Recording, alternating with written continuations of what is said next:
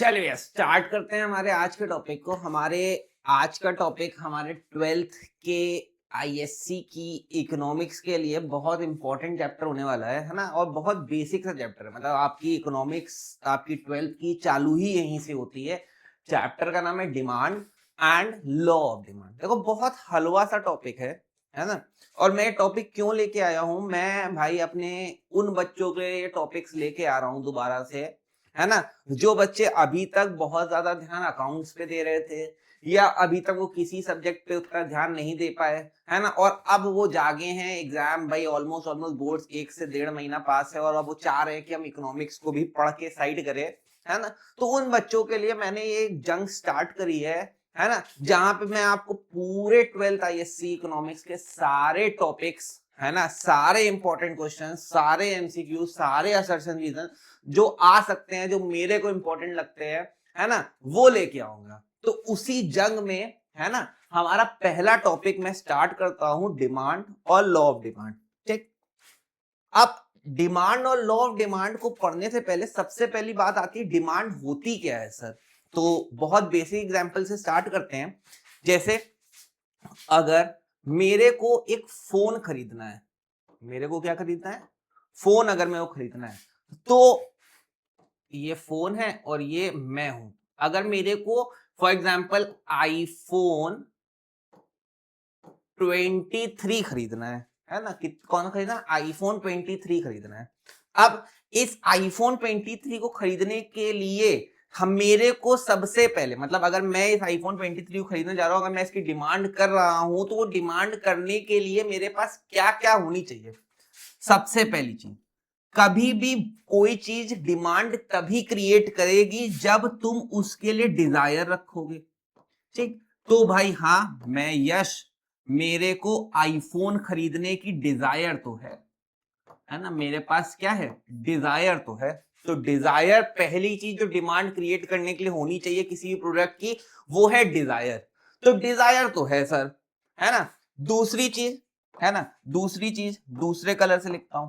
दूसरी चीज होनी चाहिए, होनी चाहिए परचेजिंग पावर, परचेजिंग पावर। ठीक। भाई मैं बहुत अमीर, है ना, मेरे पास 1 लाख रुपए पड़ा था, है ना, 1 लाख रुपए मेरे पास पड़ा था। ठीक। और इस आईफोन जो नया आ रहा है वो लगभग 90,000 के आसपास का है, सिर्फ एक एग्जांपल ले रहा हूँ, है ना। 90,000 का, तो मेरे पास 1 लाख पड़ा था, तो भाई मेरे पास परचेजिंग पावर भी है, तो मेरे पास परचेजिंग पावर भी है। तो ठीक, मतलब मेरे पास सबसे पहले क्या चीज होनी चाहिए, डिजायर है। परचेजिंग पावर, जेब में पैसे पड़े, हाँ पड़े हैं, वो भी है। ठीक। तीसरी चीज, तीसरी चीज लिखता हूं ग्रीन से। ठीक। तीसरी चीज मेरे पास होनी चाहिए इस फोन को खरीदने के लिए विलिंगनेस, है ना, सबसे इंपॉर्टेंट। मतलब डिजायर है, परचेजिंग पावर है, लेकिन मैं आज खरीदना नहीं चाहता हूं। मैं गया सिर्फ देख के वापस चला आया, मैं आज नहीं करने जा रहा हूं। मैं सोच रहा हूं अरे यार अगली बार खरीद लूंगा, है ना, जब 24 आएगा, 23 थोड़ा सस्ता हो जाएगा, तब खरीद लूंगा। आज मेरी विलिंगनेस नहीं है, अभी तो मेरा फोन अच्छा चल रहा है। ठीक। तो उससे कुछ नहीं होता है। अगर तुम्हारे पास तीसरी चीज विलिंगनेस नहीं है, सिर्फ तुमने डिजायर दिखा दिया और तुम्हारे जेब में पैसा पड़ा है, तो डिमांड क्रिएट नहीं होगी। डिमांड क्रिएट करने के लिए तुम्हारे पास डिजायर होनी चाहिए, तुम्हारे जेब में पैसा होना चाहिए, मतलब परचेजिंग पावर होनी चाहिए, और तीसरी चीज विलिंगनेस होनी चाहिए। अगर ये 3 चीजें हैं तभी डिमांड क्रिएट होगी, तभी डिमांड क्रिएट होगी। और जब भी तुम डिमांड की डेफिनेशन लिखोगे तो ये 3 वर्ड जरूर आ रहे होंगे। ठीक। तो सर अब अगर मेरे को मीनिंग ऑफ डिमांड लिखनी है, तो मैं मीनिंग ऑफ डिमांड कैसे लिखूंगा कि एग्जाम में मेरे टीचर की बिल्कुल आत्मा तृप्त हो जाए, वो मेरे को full marks they meaning of demand लिखने के लिए। तो मैंने कहा कुछ नहीं, देखो मैं तुम्हारे लिए लेके आया हूं। डिमांड क्या है, डिमांड फॉर अ कमोडिटी। भाई डिमांड किसी भी कमोडिटी करेंगे, तो demand for a commodity refers to the quantity of a commodity. मतलब डिमांड क्या है, डिमांड क्या है, वो क्वांटिटी ऑफ कमोडिटी जो कंज्यूमर्स, जो कंज्यूमर्स आर विलिंग, देखो पहला keyword, are willing and able to purchase, मतलब जो वो विल कर रहे हैं और खरीद पाते हैं। सिर्फ इच्छा होना जरूरी नहीं है, वो खरीद भी पाए, है ना। And able to purchase at various possible prices, at various possible prices, जो भी प्राइस प्रिवेल कर रहा है उस पे वो खरीदना चाह रहे हैं, वो विल कर रहे हैं और खरीद पाते हैं, ठीक, ड्यूरिंग अ पर्टिकुलर, मतलब उस टाइम पे, ऐसा नहीं कि कोई फ्यूचर के लिए, है ना, उस टाइम पे, during a particular period of time is known as demand. ठीक, मैंने क्या बोला, demand for a commodity refers to the quantity of a commodity which a consumer is willing and able to purchase, है ना, willing and able to purchase at various possible prices. देखो दो keyword, at various possible prices during a particular period of time. ठीक, चार keywords तुमको यहां लिखने ही लिखने हैं डेफिनेशन में। अगर ये चार कीवर्ड्स लिखोगे एग्जाम में डेफिनेशन में, पहला विलिंग, दूसरा able to purchase at various possible prices during a particular period of time. ठीक ठीक, ये डिमांड होगी। तो तुमको समझ में आ गया डिमांड क्या, demand is anything which is backed by desire, willingness to pay and purchasing power is known as demand. Simple शब्दों में तुमने बता दिया, लेकिन एग्जाम में आंसर कैसे लिखना है, तो demand for a commodity refers to the quantity demand of a commodity which a consumers are willing and able to purchase, है ना, which consumers are willing and able to purchase at various possible prices during a particular period of time is known as demand। तो किसी को समझाना है तो वो भी बता दिया, लिखना है, लिखने की डेफिनेशन तो भाई बिल्कुल ऐसे ही लिखनी पड़ेगी, ये बात याद रखना। ठीक ठीक, और डेफिनेशन नहीं याद होती है तो चार keyword, willing, able to purchase, possible prices during a particular period of time, ये तीन शब्द भाई डिमांड की डेफिनेशन में जरूर होंगे। ठीक, अब डिमांड कितने तरीके की होती है, टाइप्स ऑफ डिमांड पे आते हैं। तो अगर मैं डिमांड की बात करूं, सबसे पहली डिमांड आती इंडिविजुअल डिमांड। इंडिविजुअल डिमांड मतलब वो डिमांड जो मैं कर रहा हूं, अभी तक मैं आईफोन खरीदना चाह रहा था, तो जो डिमांड मेरी होगी, यानी यश की जो डिमांड, एक सिंगल इंडिविजुअल जो डिमांड करता है, जो क्वांटिटी डिमांड करेगा, उसको इंडिविजुअल डिमांड कहते हैं। पर ऐसे बहुत सारे, यश, है ना, यशी, है ना, अंकिता, है ना, प्रज्ञा, ठीक, और निहाल, ऐसे बहुत सारे लोग जो डिमांड करेंगे, ऐसे बहुत सारे लोग जो मिलके, मतलब इन सब की डिमांड का एडिशन, मतलब ऐसे मैंने बहुत सारे नाम ले लिए, है ना, ऐसे बहुत सारे लोगों के डिमांड का, है ना, बहुत सारे लोगों की इंडिविजुअल डिमांड का जो एडिशन होगा वो क्या बन जाएगा, मार्केट डिमांड बन जाएगा। मार्केट डिमांड क्या होती है, जो बहुत सारे हाउसहोल्ड्स या बहुत सारे कंज्यूमर्स जो डिमांड कर रहे हैं वो मार्केट डिमांड हो गई। सर अब इसको लिखना कैसे, समझ तो गए। तो मैंने बोला इंडिविजुअल डिमांड हो कैसे लिखना है, quantity of a commodity that an individual is willing to purchase at various prices during a given period of time is known as individual demand. Market demand, quantity of a commodity that all households या all individuals ऐसे भी लिख सकते हैं, all household, वैसे individual नहीं लिखना, households, है ना, are willing to purchase at various prices during a given period of time। बस यहाँ पे इंडिविजुअल कीवर्ड है और यहाँ पे क्या कीवर्ड है, हाउसहोल्ड कीवर्ड है। यहाँ पे इंडिविजुअल कीवर्ड है, यहाँ पे हाउसहोल्ड कीवर्ड है। ठीक ठीक ठीक, तो समझ गए इंडिविजुअल डिमांड क्या होती है, मार्केट डिमांड क्या होती है। अब इसके बाद आते हैं एक्स आंटे डिमांड और ex post demand. Ex ante demand जो तुम, मतलब क्या कहते हो, तो तुम डिजायर कर रहे हो कि ये डिमांड मैं करूंगा, है ना, मैंने सोचा कि मैं दीपिका पादुकोण से शादी करूंगा। ठीक, मैंने क्या सोचा, मैंने सोचा मैं दीपिका पादुकोण से शादी करूंगा, तो ये मेरी कैसी डिमांड हो गई, एक्स आंटे। मैंने दीपिका पादुकोण की डिमांड करी, है ना, तो वो एक्स आंटे। भाई गलत मत समझना कि सर भाई दीपिका पादुकोण का मतलब सोच रहे हैं, भाई वो रणवीर सिंह की हो चुकी, है ना, मेरा कोई रिश्ता नहीं, मैं सिर्फ एक एग्जाम्पल दे रहा हूं कि मैंने सोचा कि मैं दीपिका पादुकोण से शादी करूंगा, तो वो कैसी डिमांड होगी, एक्स आंटे। भाई ये मेरी सोच है, पर शादी हुई पता नहीं किसी लड़की से, ठीक, दीपिका पादुकोण तो नहीं थी। ठीक, तो एक्चुअली जिससे शादी हुई वो एक्सपोज डिमांड हो गई। है ना। एक्चुअली जिससे शादी हुई वो एक्सपोज डिमांड, सपने जिसके मैंने देखे वो एक्स आंटे, है ना। तुम्हारी क्रश तुम्हारी एक्स आंटे है, पर जो एक्चुअली में मिल जाए वो एक्सपोज, क्योंकि क्रश तो तुमको मिलने वाली नहीं है ना, है ना।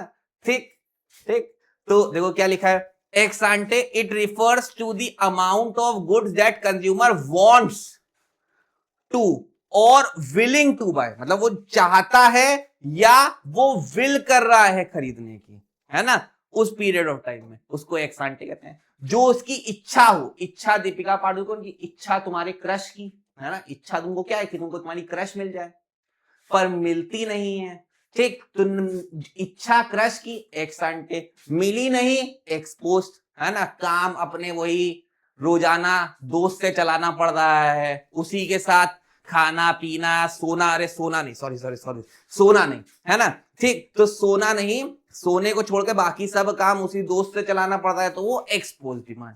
तुम्हारी क्रश तुम्हारी एक्स आंटे, ठीक, और तुम्हारा दोस्त तुम्हारी एक्सपोस्ट, है ना, ठीक, याद रहेगा।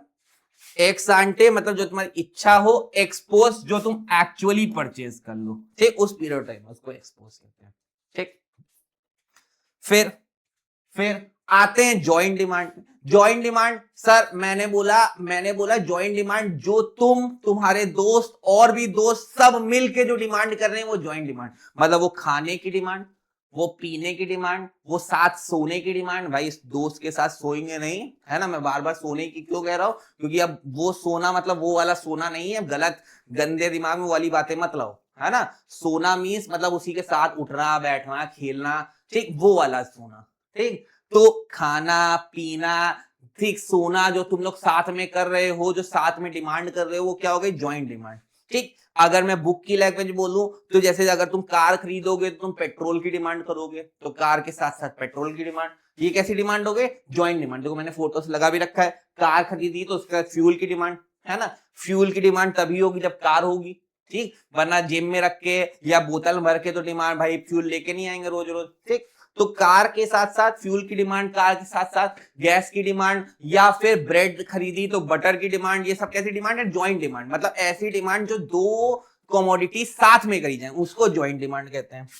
जैसे वो कैसे लिख रहा है, ठीक, it refers to the demand for two or more goods which are use jointly, जैसे मैंने क्या बोला, car and petrol, example car and petrol, bread and butter, bread and butter, ठीक, ये सब कैसी डिमांड हो गई, ये सब कैसी डिमांड हो गई, जॉइंट डिमांड हो गई, ठीक ठीक। फिर अब एक बात जरूर याद रखना, जैसे अगर कार की डिमांड बढ़ेगी, तो अगर मैंने क्या बोला, कार की डिमांड बढ़ेगी तो उससे क्या होगा, उससे भाई पेट्रोल की डिमांड भी बढ़ेगी।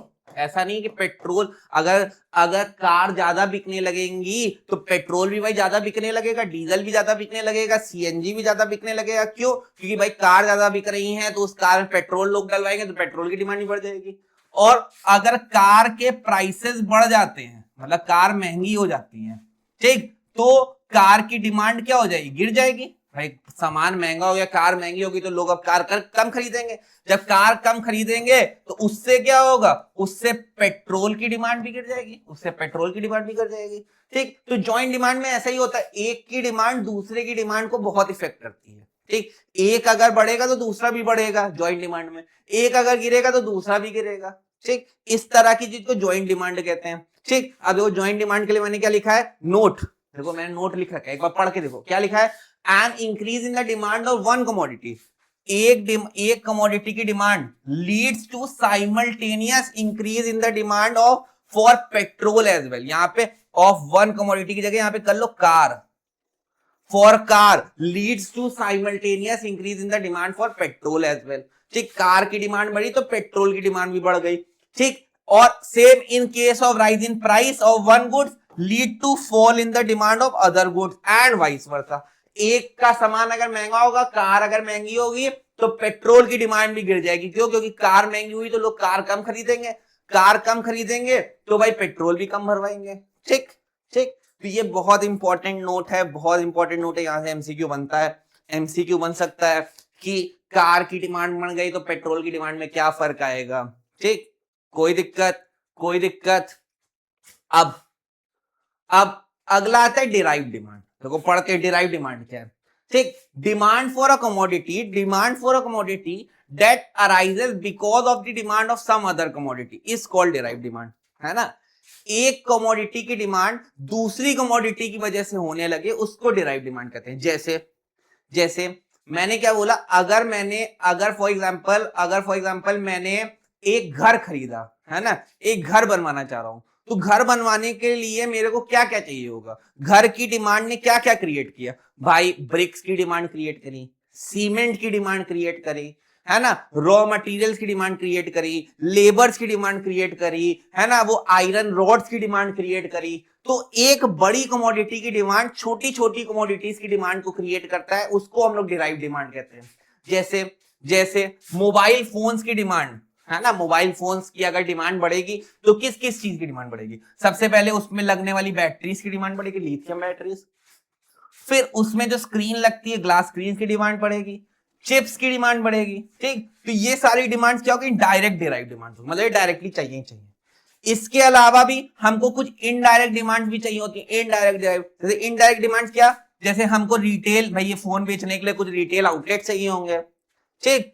इसको बनाने के लिए मेरे को इलेक्ट्रिसिटी, एनर्जी, ये सब भी चाहिए होगा। भाई मोबाइल कहां बनेगा, भाई लाइट वाइट तो जरूरत होगी होगी, तो एनर्जी चाहिए होगी, ठीक। जो लोग काम करेंगे उनके लिए भाई खाना बनाने के लिए खाने की सुविधा भी रखनी पड़ेगी, भाई उनको लंच या ब्रेकफास्ट कुछ तो देना पड़ेगा, या चाय वाय तो देनी पड़ेगी, फूड सर्विसेज की डिमांड बनेगी, ठीक। तो ये हो गई डायरेक्ट और कुछ इनडायरेक्ट। तो डिराइव डिमांड क्या होती है, ऐसी डिमांड जो किसी एक की डिमांड छोटी छोटी और डिमांड क्रिएट करते, वो डिराइव डिमांड।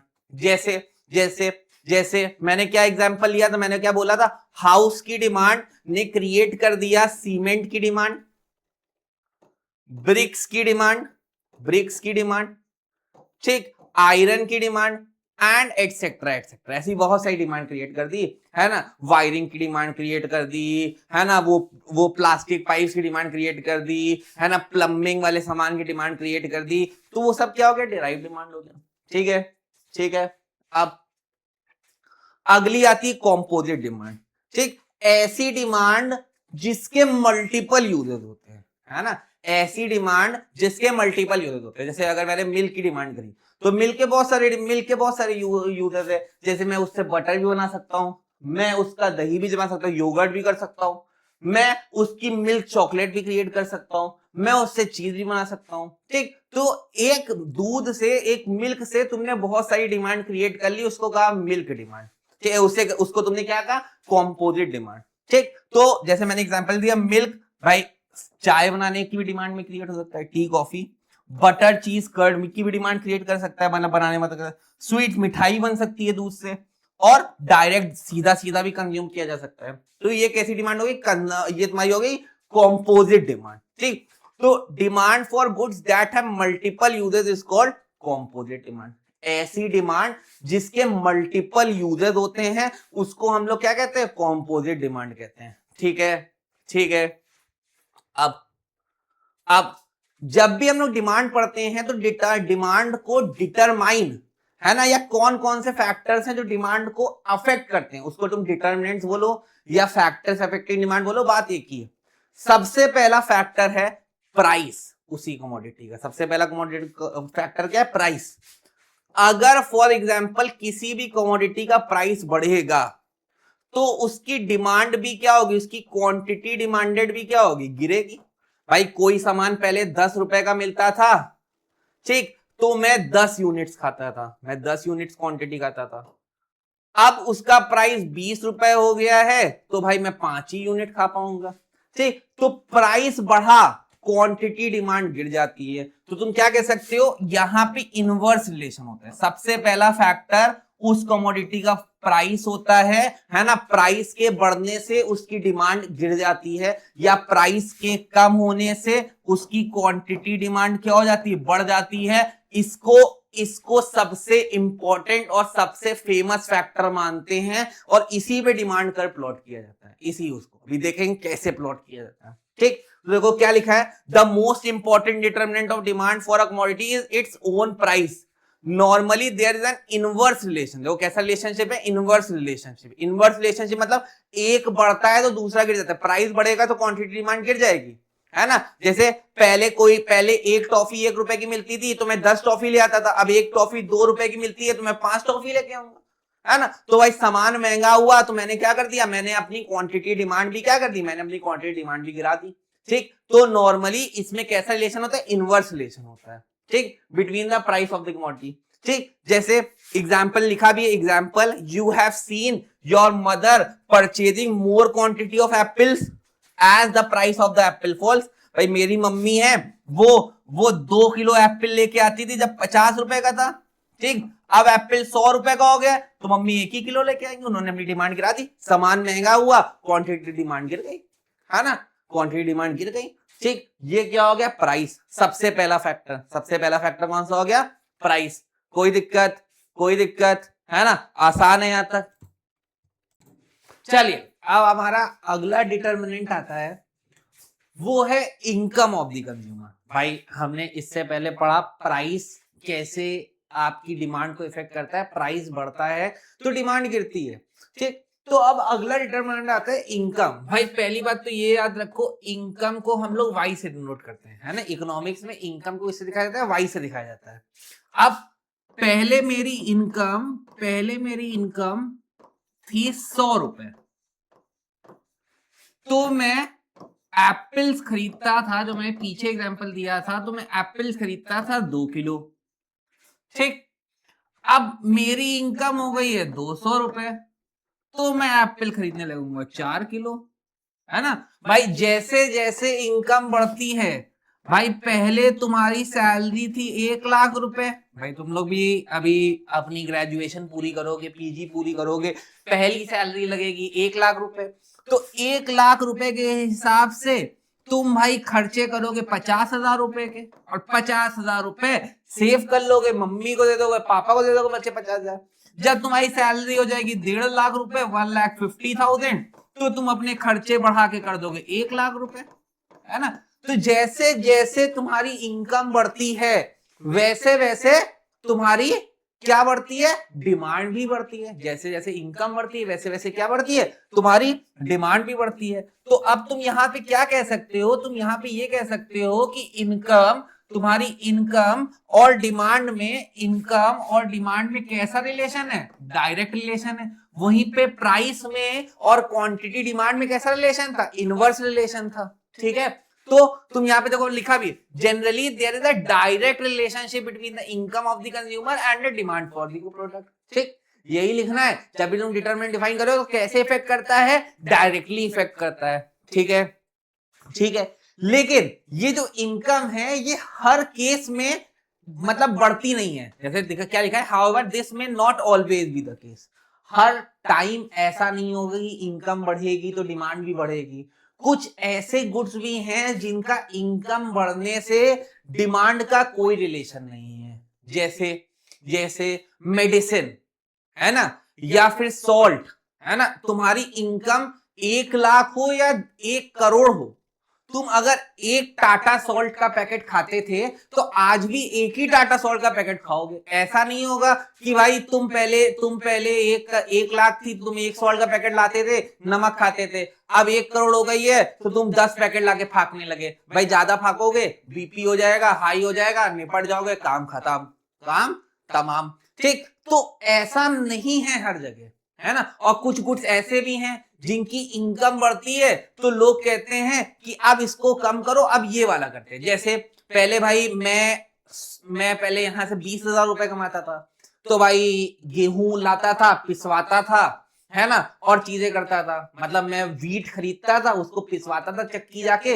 है ना, और फिर उससे आटा खाता था। जब मेरी सैलरी 50,000 हो गई तो मैंने कहा अब कौन इतना झंझट पाले, मस्त आशीर्वाद का आटा ऑर्डर कर लेते हैं, है ना, वो बासमती गेहूं वाला, है ना, वो बड़े बड़े वाला, है ना। तो मैंने वो इशू कर लिया, तो अब मेरे लिए क्या हो गया, वीट कैसा गुड बन गया, इंफीरियर गुड बन गया। तो अलग अलग इनकम के हिसाब से अलग अलग गुड्स की भी कैटेगरीज डिफाइन करी गई है। तो 3 तरह के गुड्स हो सकते हैं, नॉर्मल गुड्स, इंफीरियर गुड और इनएक्सपेंसिव गुड। इसका दूसरा नाम नेसेसिटी गुड भी होता है, नेसेसिटी गुड्स, अब नॉर्मल गुड्स ऐसे गुड्स जिनकी इनकम बढ़ती है तो क्वांटिटी डिमांड भी क्या होती है, बढ़ती है, उस तरह के गुड्स को नॉर्मल गुड्स कहते हैं। ठीक। Inferior goods are those goods जो इनकम बढ़ने से उसकी क्वांटिटी डिमांड क्या हो जाती है, गिर जाती है। जैसे मेज, ज्वार, बाजरा, है ना भाई, बोला जाता है ये सब लोग गरीब लोग खाते हैं, है ना, है ना। अब मेरी जैसे जैसे इनकम बढ़ी तो मैंने ये सब खाना बंद कर दिया, मैं किस पे स्विच हो गया, आशीर्वाद आटे पे स्विच हो गया। ठीक, तो इंफीरियर गुड्स हो गए मेरे लिए, मेज, ज्वार, बाजरा। इनकम बढ़ने से जिनका क्वांटिटी डिमांड पे उल्टा इफेक्ट पड़े, मतलब इंफीरियर गुड्स में कैसा रिलेशन एग्जिस्ट करता है, इनवर्स रिलेशन एग्जिस्ट करता है। ठीक, inferior goods are those goods which decreases in demand with increase in income. ऐसे लिखना है, ऐसे गुड्स जिसकी क्वांटिटी डिमांड डिक्रीज करती है किसके साथ, इनकम इंक्रीज करने के साथ, उसको इंफीरियर गुड्स कहते हैं। और इनएक्सपेंसिव गुड्स या नेसेसिटी गुड्स वो गुड्स होते हैं जिनकी इनकम बढ़ेगी, ठीक, तो उनकी क्वांटिटी डिमांड में कोई फर्क नहीं आएगा। जैसे मेडिसिन भाई, मेरे को बीपी था, मेरे को शुगर है, ठीक, मैं 1 लाख कमाता था तो पहले मैं दिन की 1 गोली खाता था, अब मेरी सैलरी 1 करोड़ हो गई है तो मैं दिन की 10 गोली खाने लगूं। ऐसा तो नहीं करेंगे भाई, 1 गोली डॉक्टर ने प्रिस्क्राइब करी है तो 1 ही गोली खाऊंगा, इनकम कुछ भी हो। तो ये कैसे गुड्स हो गए, नेसेसिटी गुड्स हो गए भाई, इसमें इनकम का कोई फर्क नहीं पड़ता है। तो यहाँ पे लिख सकते हो नो रिलेशन। ठीक, अब इनके अगर ग्राफ बनाने हैं तो आइए मैं इनके तुमको छोटे छोटे ग्राफ बना के दिखाता हूं। ठीक, अब कभी भी अगर तुम ग्राफ बना रहे हो तो हमेशा ये याद रखना, नीचे की तरफ क्वांटिटी डिमांड होती है, क्वांटिटी डिमांडेड, और यहां पे तुमने रख लिया इनकम, यहां पे तुमने क्या रख लिया, अपनी इनकम। ठीक, पहले तुम्हारी इनकम थी, मान लेते हैं Y1, तो तुम क्वांटिटी डिमांड करते थे Q1। ठीक, अब तुम्हारी इनकम हो गई, अब तुम्हारी इनकम बढ़ के Y2 हो गई तो तुमने अपनी क्वांटिटी डिमांड कर ली Q2। ठीक, इनकम बढ़ी, तुम्हारी क्वांटिटी डिमांड भी बढ़ गई। ये कैसे गुड्स हो गए, ये तुम्हारे नॉर्मल गुड्स हो गए। अब इनका ग्राफ अगर इस पॉइंट से पॉइंट मिलाओगे तो इसका ग्राफ कैसे बन जाएगा, इसका ग्राफ कैसे बन जाएगा, इसका ग्राफ ऐसे बन जाएगा। ठीक है, ठीक है, ये मेरा कैसे गुड्स हो गए, ये मेरे हो गए नॉर्मल गुड्स, NG। ठीक, ये मेरे कौन से गुड्स हो गए, नॉर्मल गुड्स हो गए। ठीक, ये मेरा मैंने लिख दिया नॉर्मल गुड्स। अब इसके बाद आओ बनाते हैं इंफीरियर गुड्स। यहां पे रखा मैंने क्वांटिटी डिमांड और यहां पे मैंने रखा इनकम। ठीक, यहां पे मैंने रखा क्वांटिटी डिमांड और यहां पे मैंने रखा इनकम। पहले मेरी इनकम कितनी थी, पहले मेरी इनकम थी, मान लेते हैं पहले मेरी इनकम थी Y0, तो मैं क्वांटिटी डिमांड कर रहा था Q0। ठीक, अब मेरी इनकम हो गई कितनी, Y1, अब मेरी इनकम हो गई Y1। अब तो मैंने अपनी क्वांटिटी डिमांड क्या कर दिया, गिरा दिया, मैंने क्वांटिटी डिमांड क्या कर दिया, Q1। ठीक, इनकम बढ़ने से मैंने अपनी क्वांटिटी डिमांड गिरा दी। ये कैसे गुड्स हो गए, इंफीरियर गुड्स हो गए। तो इसका जो ग्राफ बनेगा वो कुछ ऐसा बनेगा, यहां तक बढ़ रहा है, इसके बाद देखो घूम गया। ठीक है, इंफीरियर गुड्स हो गया। इंफीरियर गुड्स में जो तुम्हारा ग्राफ होता है वो बैकवर्ड बेंड कर जाता है, बैकवर्ड बेंड। ठीक, बैकवर्ड बेंड कर गया और ये ग्राफ किसका हो गया, इंफीरियर गुड्स का। ये ग्राफ हो गया इंफीरियर गुड्स का। ठीक, फिर इसके बाद नेसेसिटी गुड्स बनाओ। नेसेसिटी गुड्स में कैसा होगा, पहले, है ना, पहले मेरी इनकम थी Y0, मैं क्वांटिटी डिमांड करता था Q0। फिर मेरी इनकम हुई Y1, है ना, तब मैंने कर दिया Q1। ठीक, अब मेरी इनकम बढ़े, है ना, मतलब मैं शुरू किया तो मेरी बढ़ी, फिर उसके बाद ये बिल्कुल स्ट्रेट, बिल्कुल कैसी हो गई, बिल्कुल, मतलब तुम्हारी इनकम अब कुछ भी हो जाए, मेरी इनकम अब ये बी हो जाए, मतलब अगर मैं Y1 से Y2 पे इनकम पे भी चला जाऊं तब भी मेरी Q1 क्वांटिटी से चेंज नहीं होगा, मतलब मेरी इनकम बढ़ने से मेरी क्वांटिटी में कोई चेंज नहीं हुआ। तो ये कैसे गुड्स हो गए, ये मेरे नेसेसिटी गुड हो गए, नेसेसिटी गुड, इसको नेसेसिटी गुड, ठीक, ये नेसेसिटी गुड्स हो गए, ठीक। तुम अपनी बुक में देखोगे तो इसको सिर्फ एक ही ग्राफ में बनाया गया है ना। उसने कैसा बनाया है, उसने पहले बनाया नॉर्मल गुड्स, आप अपनी बुक में देख रहे होंगे फ्रैंक की, तो ऐसे नॉर्मल गुड्स बना रखे होंगे। फिर उसके बाद उसने नेसेसिटी गुड्स बना रखे होंगे, वो यहां तक गए और यहां के बाद वो बिल्कुल क्या हो गए, बिल्कुल वर्टिकल हो गए, ठीक। ये कैसे गुड्स हो गए, इनएक्सपेंसिव गुड्स, आईजी मतलब इनएक्सपेंसिव गुड्स। फिर इसके बाद इंफीरियर गुड्स, इंफीरियर गुड्स यहां तक बढ़े, फिर बैकवर्ड बन के गए, इसको मैं लिख लिया इंफीरियर गुड्स, आईएनजी लिख दिया, इंफीरियर गुड्स, ठीक। तो ऐसा ग्राफ बन गया। अगर तीनों एक साथ बना रहे हो तो ऐसे बनाओगे, ठीक। और यहाँ पे दिखा देना, है ना, यहाँ पे दिखा देना कि मेरा Y0 से Q0 तक ये गुड बढ़ रहा था, उसके बाद भाई मेरा इंफीरियर हो गया है, ठीक है, ठीक है। ये तुम्हारे 3 गुड्स हो गए, ठीक। तो अलग अलग यहाँ पे अलग अलग इनकम पे अलग अलग गुड्स हैं, ये नॉर्मल गुड्स का ग्राफ, ये इंफीरियर गुड्स का ग्राफ, ये नेसेसिटी गुड्स का ग्राफ। तीनों ग्राफ बिल्कुल स्केल पेंसिल रख के साफ साफ ऐसे ही बना के आने हैं। एग्जाम में टीचर बिल्कुल नंबर काट नहीं सकता है, फुल में फुल मिलेंगे, ठीक है, ठीक है। अब इसके बाद अगला डिटरमिनेंट आता है, वो होते हैं कंज्यूमर के टेस्ट एंड प्रेफरेंसेस। कंज्यूमर के टेस्ट एंड प्रेफरेंसेस से क्या मतलब होता है, थर्ड डिटरमिनेंट है कंज्यूमर के टेस्ट और प्रेफरेंसेस। इससे क्या मतलब है भाई, तुम देखे होगे पहले वो थोड़ा बेल बॉटम और नैरो बॉटम जीन्स चलती थी, है ना, तुम देखते हो पहले पहले थोड़े दिन पहले जब हम लोग स्कूल में थे, मैं 2018-17 की बात बता रहा हूँ, मैं जब 11-12 में था, तो मेरे क्लास के जितने बच्चे थे ना, वो हमारी जीन्स जो जो स्कूल की पैंट होती थी वो थोड़ी वाइड होती थी, तो सब उसको टेलर के पास ले जा जाके उसको नैरो बॉटम करवा लेते थे। और प्रिंसिपल सबको बहुत तोड़ती थी हमारी, है ना, हमारी प्रिंसिपल बहुत तोड़ती थी। पहले ही जब स्कूल की चेकिंग हो रही होती थी असेंबली की, तो सबको बाहर निकाल दिया था बेल बॉटम, वो नैरो बॉटम जीन्स के लिए, पेंसिल जीन्स के लिए, ठीक। तो वो फैशन चल रहा था। लेकिन आज का फैशन देखो, आज कोई भी वो पेंसिल वाली वो नैरो बॉटम जीन्स नहीं लेता है, सब तुम लड़कियों को भी देखोगे तो बड़ी बड़ी वो चौड़ी वाली जीन्स से खरीदते हैं, है ना, उसको क्या कहते हैं मैं नहीं जानता, है ना, वो चौड़ी बॉटम वाली जीन्स से खरीदती हैं, ठीक है। तो जैसे जैसे कंज्यूमर के टेस्ट बदले, है ना, जैसे जैसे फैशन बदला, वैसे वैसे वो नैरो बॉटम जीन्स की डिमांड गिर गई, है ना। और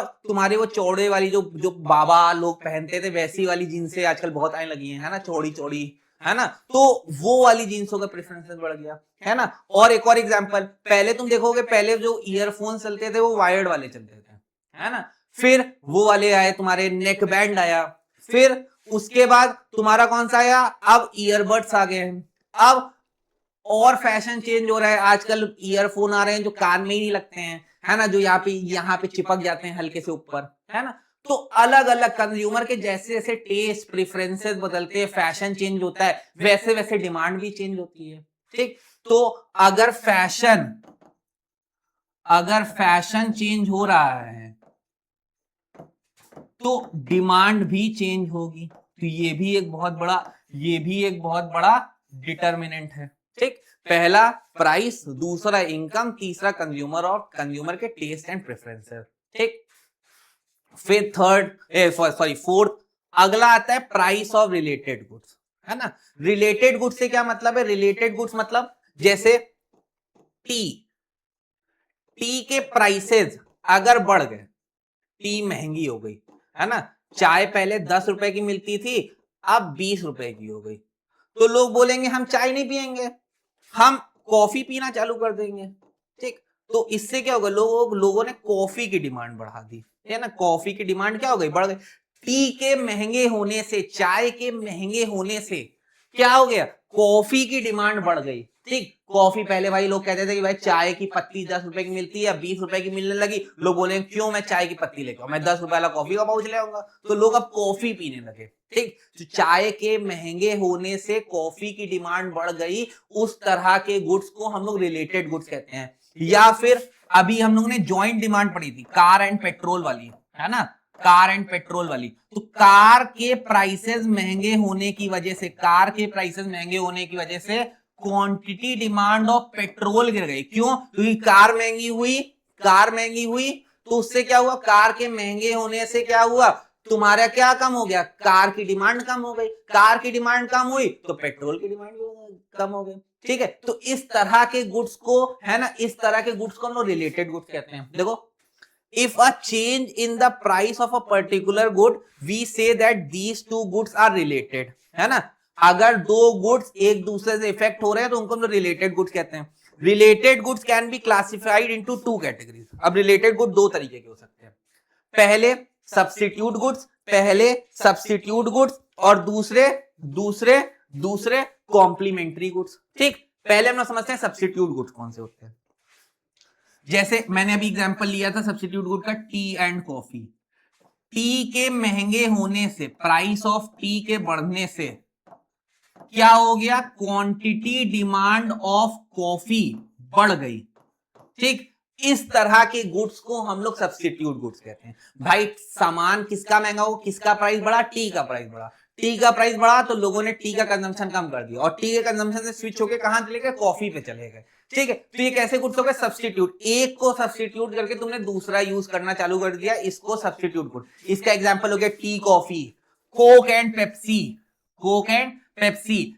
पहले 90 रुपए में, 90 रुपीज में 2 लीटर कोक मिलती थी। अब पेप्सी जो है वो 90 रुपए में 2.5 लीटर मिलने लगी। तो लोग किस पे स्विच हो गए, पेप्सी पे स्विच हो गए। लोग किस पे स्विच हो गए, पेप्सी पे स्विच हो गए। कैसे गुड्स हैं, सब्स्टिट्यूट गुड्स हैं। Substitute goods are those goods जिसमें एक के प्राइस के बढ़ने की वजह से दूसरे की क्वांटिटी डिमांड बढ़ जाती है, या एक के प्राइस कम होने की वजह से दूसरे की क्वांटिटी डिमांड गिर जाती है ना। तो यहां पे दो अलग अलग कमोडिटी के बीच में, दो अलग अलग कमोडिटीज के बीच में कैसा रिलेशन है, पॉजिटिव रिलेशन है। जैसे प्राइस ऑफ टी के बढ़ने से क्वांटिटी डिमांड ऑफ कॉफी गिर गई, है ना। तो ये कैसा रिलेशन है, डायरेक्ट रिलेशन है दोनों गुड्स के बीच में, एक के प्राइस दूसरे क्वांटिटी डिमांड में। उस तरह के गुड्स को हम लोग क्या कहते हैं, सब्स्टिट्यूट गुड्स कहते हैं। सब्स्टिट्यूट गुड्स देखो क्या लिखा है, these are those goods which satisfy the same type of need, है ना। जो चाय पी के सेटिस्फैक्शन मिलता है वही कॉफी पी के सेटिस्फैक्शन मिलता है। जो कोक पी के मजा मिलेगा वही मजा पेप्सी पी के मिलेगा। तो सेम टाइप के गुड्स, है ना, जो सेम टाइप की नीड को सेटिस्फाई करे, है ना, और can be used in one place of another, एक दूसरे के कॉम्प्लीमेंट करते हुए एक दूसरे के अदला बदली में यूज करे जा सके, है ना। उस तरह के गुड्स को हम लोग सब्स्टिट्यूट गुड्स कहते हैं। उस तरह के गुड्स को हम लोग क्या कहते हैं, सब्स्टिट्यूट गुड। बहुत इंपॉर्टेंट डेफिनेशन है, substitute goods are those goods which satisfy the same type of need and which can be used in place of one another, है ना, एक दूसरे की जगह पे यूज हो सके। ठीक, उस तरह के गुड्स को हम लोग सब्स्टिट्यूट गुड्स कहते हैं। और उसके बाद तुम ये रिलेशन बता दोगे, है ना। Hence example T and coffee, अब कैसे रिलेटेड है एग्जांपल बता दो। Price of T increases quantity demand of coffee also increases, है ना। प्राइस ऑफ टी कैसे, पूरा एक्सप्लेन कर दोगे। प्राइस ऑफ टी इंक्रीज किया, उससे हुआ क्या, उससे हुआ ये कि क्वांटिटी डिमांड किसकी, टी की, डिक्रीज कर गई। Quantity demand of T decrease कर गई तो उससे क्या हुआ, लोग स्विच करके कॉफी पे तो अब कॉफी की डिमांड बढ़ गई। लोगों ने चाय पीना बंद किया तो चाय की डिमांड गिर गई तो कॉफी की डिमांड बढ़ गई। कुछ तो पिएंगे ही ना, हम ये मान रहे हैं कुछ तो पिएंगे ही, ऐसा नहीं चाय बंद की तो अब चाय के अलावा कुछ पिएंगे नहीं, है ना। ये मत सोचना, है ना। बहुत बच्चों के मन में ख्याल आता है उल जलूल, वो कहते हैं सर चाय बंद कर दी अब कुछ नहीं पी रहे, है ना। नहीं, चाय बंद करी तो कॉफी या कोल्ड ड्रिंक या कहीं तो स्विच कुछ ना कुछ तो पिएंगे ही ना। सुबह उठेंगे कुछ ना कुछ तो चाहिए ना, दूध पिएंगे, दूध हो गया। ठीक है। अब जब भी इसका ग्राफ बनाओगे तो अभी जब मैंने पिछला ग्राफ बनाया था तो यहाँ पे क्वांटिटी डिमांड रखा था, यहाँ इनकम रखा था। अब यहाँ पे तुम देखोगे तो यहाँ पे जो रिलेशन है वो प्राइस एक का, टी का प्राइस और क्वांटिटी डिमांड ऑफ कॉफी है ना। तो दो अलग अलग कमोडिटी के दो अलग अलग चीजों में, एक के प्राइस एक के क्वांटिटी डिमांड में। ठीक, तो भी तुम देखो वैसे रखो। मैंने क्या ले लिया ग्राफ पे, कॉफी के प्राइसेस ले लिए हैं और डिमांड ले लिए टी की। अब देखो कैसे ग्राफ बनेगा। पहले प्राइस था P0, ठीक, P0 मतलब कम प्राइस था, तो प्राइस का कम प्राइस था, है ना, सॉरी कॉफी का कम प्राइस था, तो जो मेरी क्वांटिटी डिमांड थी टी की वो कम थी, वो थी Q0, है ना, क्वांटिटी डिमांड वो कम हो रही थी टी की। अब कॉफी के प्राइसेस बढ़ गए, कॉफी के प्राइसेस हो गए P1, कॉफी के प्राइसेस हो गए P1। अब कॉफी महंगी हो गई, कॉफी महंगी हो गई तो लोग बोलेंगे हम लोग चाय पीना चालू कर देंगे, तो उन्होंने Q1 डिमांड कर दी, किसकी, टी की। अब इन दोनों पॉइंट्स को जोड़ दो, इन दोनों पॉइंट्स को जोड़ दो, ये मेरा क्या हो गया, ये मेरा सब्स्टिट्यूट गुड्स का ग्राफ हो गया। देखो अगर मेरी प्राइस ऑफ टी, है ना, और यहां पे मैं रख लेता हूं क्वांटिटी डिमांड ऑफ कॉफी, ठीक, पहले प्राइस ऑफ टी, सॉरी यहाँ प्राइस ऑफ कॉफी, और यहां मैंने रख लिया क्वांटिटी डिमांड ऑफ टी। पहले कॉफी मिलती थी 50 रुपए की, पहले कॉफी मिलती थी 50 रुपए की, तो जो टी की डिमांड थी भाई, जो टी की डिमांड थी वो 10 यूनिट थी, ठीक, ये रुपीज में। अब तुम्हारी कॉफी की प्राइस हो गई है 100 रुपए, तो कॉफी की डिमांड, सॉरी टी की डिमांड हो गई है 50 यूनिट, डिमांड हो गई 50 यूनिट, डिमांड बढ़ गई भाई, कॉफी महंगी हो गई, 50 से 100 हो गया, डबल हो गया, तो लोगों ने क्या किया, लोग किस पे स्विच कर गए, लोग स्विच कर गए टी पे। तो देख लो पहले तुम P0, पहले तुम्हारा प्राइस किसका, कॉफी का P0 था, तो तुम क्वांटिटी कितनी कमा रहे थे, Q0। अब तुम्हारा प्राइस हो गया है P1, अब तो तुम क्वांटिटी कितनी, टी की डिमांड करो और ज्यादा करोगे भाई, कॉफी महंगी हो गई, कॉफी महंगी हो गई तो लोगों ने कॉफी पीना कम कर दिया, लोग कॉफी से स्विच होकर किस पे पहुंच गए, लोग स्विच होकर पहुंच गए तुम्हारी टी पे, तो टी की डिमांड बढ़ गई। तो इसके बीच में देखो रिलेशन कैसा, इनका ग्राफ कैसा बन रहा है, बिल्कुल अपवर्ड स्लोपिंग, है ना, अपवर्ड स्लोपिंग। मतलब ये क्या दिखा रहा है, इन दोनों के बीच में कैसा रिलेशन है, डायरेक्ट रिलेशन है, डायरेक्ट क्रॉस रिलेशन है, डायरेक्ट क्रॉस रिलेशन है। अभी आपको वर्ड बताऊंगा क्रॉस का मतलब क्या है ना, और अभी आप इलास्टिसिटी चैप्टर पढ़ोगे ना, तो वहां पे क्रॉस इलास्टिसिटी भी हम लोग निकालते हैं, 4 चैप्टर होगा, अभी हम लोग बात करेंगे तो क्रॉस इलास्टिसिटी भी निकालते हैं।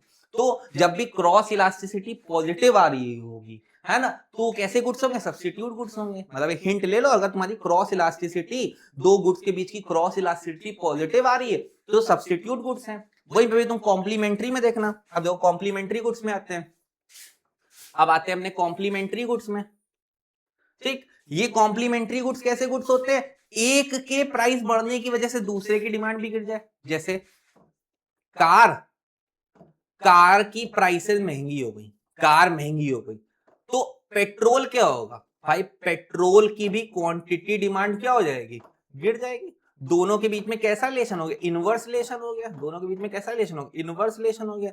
या एक और एग्जांपल ले लो, ब्रेड और बटर, भाई तुम्हारा प्राइसेस ऑफ ब्रेड महंगे हो गए भाई, ब्रेड 10 रुपए की ब्रेड अब 50 रुपए की मिलने लगी है, तो उससे क्या होगा, उससे होगा ये कि तुम्हारी क्वांटिटी डिमांड ऑफ बटर भी क्या हो जाएगी, गिर जाएगी, ठीक। क्वांटिटी डिमांड ऑफ बटर क्या हो जाएगी, गिर जाएगी, भाई लोग ब्रेड ही नहीं खा रहे हैं तो बटर क्या चाटेंगे बैठ के, है ना, ब्रेड बटर तो ऐसे चाटना नहीं है, ठीक। तो भाई जब बटर महंगा, जब ब्रेड महंगी हुई तो लोगों ने बटर का भी कंजम्पशन क्या कर दिया, कम कर दिया, क्योंकि भाई ब्रेड नहीं खा रहे तो ब्रेड नहीं खा रहे तो बटर लाके क्या करेंगे, ठीक, तो बटर ही बिकना बंद हो गया। तो ऐसे गुड्स क्या कहलाते हैं, कॉम्प्लीमेंट्री गुड्स कहलाते हैं, ठीक है। These are those goods which are complementary to one another in this sense that they are used jointly. तो ऐसे गुड्स जो जॉइंट डिमांड क्रिएट करते हैं, उस तरह के गुड्स में जो होता है वो कॉम्प्लीमेंट्री गुड्स कहलाते हैं।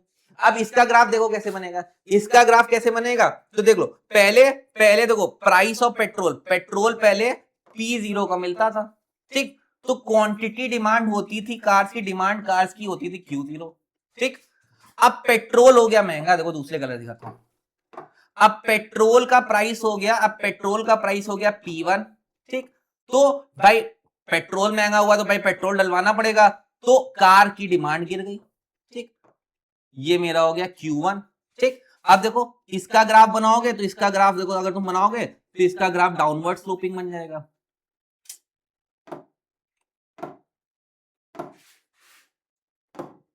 अगर आप इन पॉइंट्स को मिलाते हैं तो ये मेरा, ये क्या मेरा कैसा बन गया, ये ग्राफ बन गया कॉम्प्लीमेंट्री गुड्स का, सीजी डाउनवर्ड स्लोपिंग, ये डाउनवर्ड स्लोपिंग हो गया, डाउनवर्ड डाउनवर्ड स्लोपिंग हो गया। अब डाउनवर्ड स्लोपिंग हो गया मतलब इनके बीच में कैसा रिलेशन, इनवर्स रिलेशन, इनके बीच में कैसा रिलेशन है, इनवर्स रिलेशन है, ठीक है, ठीक है। अब अब अगले उस पे आते हैं, देखो यही लिखा है, the way the demand for one particular product is affected by change in the price of another product it is known as cross demand या क्रॉस प्राइस इफेक्ट। यही मैं बता रहा था कि अगर रिलेटेड गुड्स में चेंज आ रहा है तो उस चेंज को हम लोग क्या कहते हैं, क्रॉस प्राइस इफेक्ट। एक के प्राइस बढ़ने या गिरने की वजह से दूसरे की डिमांड बढ़ रही है, गिर रही है, उस तरह के इफेक्ट को हम लोग क्रॉस प्राइस इफेक्ट कहते हैं। क्या हम इफेक्ट कहते हैं, क्रॉस प्राइस इफेक्ट या क्रॉस डिमांड कहते हैं। ठीक, अब अगला जो डिटर्मिनेंट आता है, अगला जो डिटर्मिनेंट आता है वो होता है कंज्यूमर की एक्सपेक्टेशन। जैसे अगर मैं सब्जी लेने, तुम सब्जी मंडी जाते होगे, अगर तुम भाई जाते हो, मैं तो भाई जाता हूँ, मेरे को बहुत पसंद है ना। मैं तो शाम में या सुबह जब मौका मिलता है ना, अपने इस रूटीन से, पढ़ाई के रूटीन से, पढ़ाने के रूटीन से, जब भी मौका मिलता है मैं तो निकल जाता हूँ। मैं तो मम्मी से कहता हूँ चलो मम्मी सब्जी लेके आते हैं, है ना, जब भी जरूरत होती है। तो तुम देखोगे अगर, है ना, अगर तुम देखते होगे, अगर तुम सोच रहे होगे कि अगर फ्यूचर में प्याज व्याज के प्राइसेस, तुम सोच रहे हो अभी प्याज बहुत महंगी है, अभी ज्यादा मत खरीदते हैं, फ्यूचर में सस्ती हो जाएगी, तो मम्मी कहती है अभी मत खरीदो, अभी अभी थोड़ा सीजन डाउन होगा ना, अभी शादी वादी का सीजन डाउन होगा तो सामान सस्ता हो जाएगा, तो अभी ज्यादा सब्जी मत खरीदो, तब खरीद लेंगे। ठीक, तो अगर तुमने एक्सपेक्टेशन रखी है फ्यूचर में किसी भी चीज के प्राइसेस कम हो जाएंगे, फ्यूचर में किसी की भी एक्सपेक्टेशन है कि प्राइसेस कम हो जाएंगे, तो तुम आज उसकी डिमांड कम करोगे। और अगर तुम सोचो फ्यूचर में सामान महंगा हो जाएगा, है ना, आज जैसे प्याज 10 रुपए किलो मिल रहा है, अब तुमने सोचा अभी बारिश का मौसम आने वाला है, प्याज सड़ने लगेगा, तो यही प्याज जो 10 रुपए का है वो 50 रुपए मिलने लगेगा, तो आज ही स्टोर करके रख लेते हैं। मम्मी ये कहती है स्टोर करके रख लो, आज 10-12 किलो खरीद के रख लो, हमारा काम चल जाएगा, है ना। तो मम्मी कहती है खरीद के रख लो। तो अगर तुमने सोचा फ्यूचर में प्राइसेस महंगे हो जाएंगे, तो तुम क्या करोगे, तुम आज सेव करके आज तुम ज्यादा क्वांटिटी डिमांड करोगे। ठीक है, तो कंज्यूमर की एक्सपेक्टेशन है, देखो यही लिखा है, expectations about such thing as future prices, income, availability of goods effect play an important role in the determining demand of goods and services current period. ठीक है, ठीक है, और जो मैंने एग्जांपल दिया वो एग्जांपल अपने वर्ड्स में लिख दोगे, है ना। कैसे लिखोगे, if you are thinking, if you are thinking the prices will rise in future, है ना, you will demand more today, है ना, you will demand more today and vice versa, है ना, ऐसे एग्जांपल लिख दोगे। ठीक, फिर अगला आता है डिमॉन्स्ट्रेशन इफेक्ट। डिमॉन्स्ट्रेशन इफेक्ट मतलब देखा देखी इफेक्ट, है ना, देखा देखी इफेक्ट। देखा देखी इफेक्ट देखो तुम्हारे घर में बहुत होता होगा, मौसी को मौसा ने, है ना, मेरे घर में बहुत होता है ना, मौसा ने मेरी मौसी को, है ना, एक सोने का, मान लो एनिवर्सरी पे कुछ गिफ्ट कर दिया उनकी, है ना, तुरंत मौसी मम्मी को फोन करके बताएंगे यार हमारे इन्होंने, है ना, हमारे एजी ने हमको एक सोने की, एक डायमंड की रिंग गिफ्ट करी है एनिवर्सरी पे। तुरंत पापा शाम को घर आएंगे, देखो वो तो उनको एनिवर्सरी पे दिला रहे, तुम मेरे को कुछ नहीं दिलाते हो। तुरंत भाई पापा को उंगली कर करके तुरंत पापा को भी पुश करेंगी, तुम भी हमको दिलाओ, तो वो भी जाएंगी।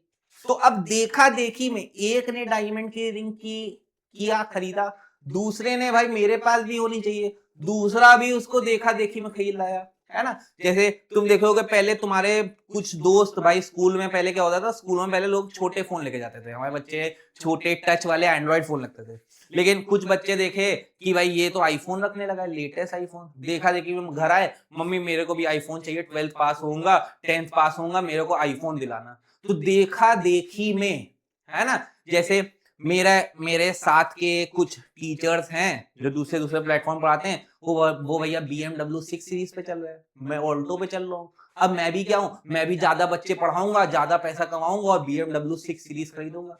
देखा देखी में मैंने BMW 6 सीरीज खरीद ली, ठीक, उसकी डिमांड बढ़ा दी। ये कैसा इफेक्ट है, डिमॉन्स्ट्रेशन इफेक्ट है। ये कैसा इफेक्ट है, डिमॉन्स्ट्रेशन इफेक्ट है। ठीक, it refers to the tendency of a person to emulate the consumption style of other person such as his friend, neighbour et cetera, है ना। अपने पड़ोसी, दोस्त, इन सबको देख के मैंने कोई डिमांड बढ़ाई, तो वो कैसा इफेक्ट हो गया, डिमॉन्स्ट्रेशन इफेक्ट हो गया। For instance the demand for luxury cars and expensive mobile set has increased in recent year partly because of the desire of the people to follow the consumption style of others. भाई तुम देखो आजकल India में iPhone कितने बिकने लगे, हर एक रिक्शे वाले तक के पास आईफोन है ना। मैंने तो मतलब मेरा तो मन ही अड़ गया आईफोन से। क्यों, क्यों? क्योंकि भाई इतना ज्यादा लोग देखा देखी में आईफोन खरीदने लगे हैं कि भाई चाहिए ही चाहिए, सैलरी 10,000 है पर आईफोन चाहिए मेरे को 1 लाख का, है ना? वो क्या है? देखा देखी इफेक्ट है भाई, उसके पास है, स्टेटस सिंबल बन गया लोगों का, है ना? तो वो क्या है? Demonstration effect, demonstration effect, demonstration effect की वजह से ही इंडिया में आईफोन की सेल बहुत बढ़ गई। ठीक, तो ये भी एक बहुत बड़ा डिटर्मिनेंट है। अब ये जितने भी मैंने अफेक्ट्स पढ़े, ये जितने ही मैंने जितने फैक्टर्स पढ़े, है ना, ये 6 फैक्टर्स हो गए। इसके अलावा एक 7वां फैक्टर तुम और लिख सकते हो, गवर्नमेंट की पॉलिसी। गवर्नमेंट की पॉलिसी, गवर्नमेंट की पॉलिसी कैसे? अभी तुमने देखा होगा मोदी जी ने बहुत सारे इनडायरेक्ट टैक्सेस कम कर दिए, जीएसटी कम कर दिया था, बहुत सारा जीएसटी कम कर दिया था, है ना, स्लैब्स कम कर दिए थे। तो जो कार पहले 7 लाख रुपए की आती थी, अब वो कार कितने की आने लगी? 6 लाख की आने लगी, है ना? 80 90 हजार कार पे, मोबाइल पे, इलेक्ट्रॉनिक आइटम पे सामान कम हो गया था, है ना? तो पहले 7 लाख की कार भाई मान लो सिर्फ 50 बिकती थी, है ना, 50 यूनिट बिकती थी महीने में। अब भाई 6 लाख की होने की वजह से वो 70 बिकने लगी है। तो अगर गवर्नमेंट अपना टैक्स कम कर देगी, है ना, टैक्स कम कर देगी, तो क्वांटिटी डिमांड बढ़ जाएगी भाई, सामान सस्ता हो जाएगा। टैक्स कम कर दिया, टैक्स कम कर दिया तो उसका प्राइसेस सस्ता हो गया, प्राइसेस सस्ता हो गया, उससे क्या हो गया? क्वांटिटी डिमांड बढ़ गई। ठीक, तो गवर्नमेंट की पॉलिसी भी बहुत इफेक्ट करती है। एक और इफेक्ट है, डिटर्मिनेंट है, नंबर ऑफ कंज्यूमर्स, है ना, नंबर ऑफ कंज्यूमर्स। ठीक, पहले मेरी पॉपुलेशन थी 120 करोड़, है ना, जब कोविड लगा तो हमारी पॉपुलेशन लगभग 120 करोड़ थी, हमारी पॉपुलेशन थी 120 करोड़, तो हमारी क्वांटिटी डिमांड हो रही थी 1000 करोड़ की, है ना, सॉरी, है ना, हमारी जो क्वांटिटी डिमांड हो रही थी वो 100 करोड़ की हो रही थी। अब भाई कोविड में ऐसा हुआ लोगों के बीच में, है ना, कि तुरंत जनसंख्या पहुंच गई 145 करोड़, पता नहीं क्या हुआ, है ना, हमारे समझदार बच्चे हैं वो समझ सकते हैं क्या हुआ होगा। ठीक, तो अब हमारी जनसंख्या हो गई 145 करोड़, है ना, लोग इतना ज्यादा घर में रहे कि जनसंख्या 145 करोड़ पहुंच गई। अब 145 करोड़ पहुंच गई, तुरंत मेरी डिमांड बढ़ गई 150 करोड़। ठीक, तो जैसे जैसे तुम्हारे कंज्यूमर्स बढ़ेंगे, पॉपुलेशन बढ़ेगी, वैसे वैसे तुम्हारी डिमांड बढ़ेगी। ये भी एक बहुत बड़ा फैक्टर है। और यहाँ पे कंज्यूमर्स या पॉपुलेशन को हमेशा एन से दिखाते हैं। अभी हम लोग अगला टॉपिक डिमांड फंक्शन पढ़ेंगे तो उसमें वहां एन दिया होगा।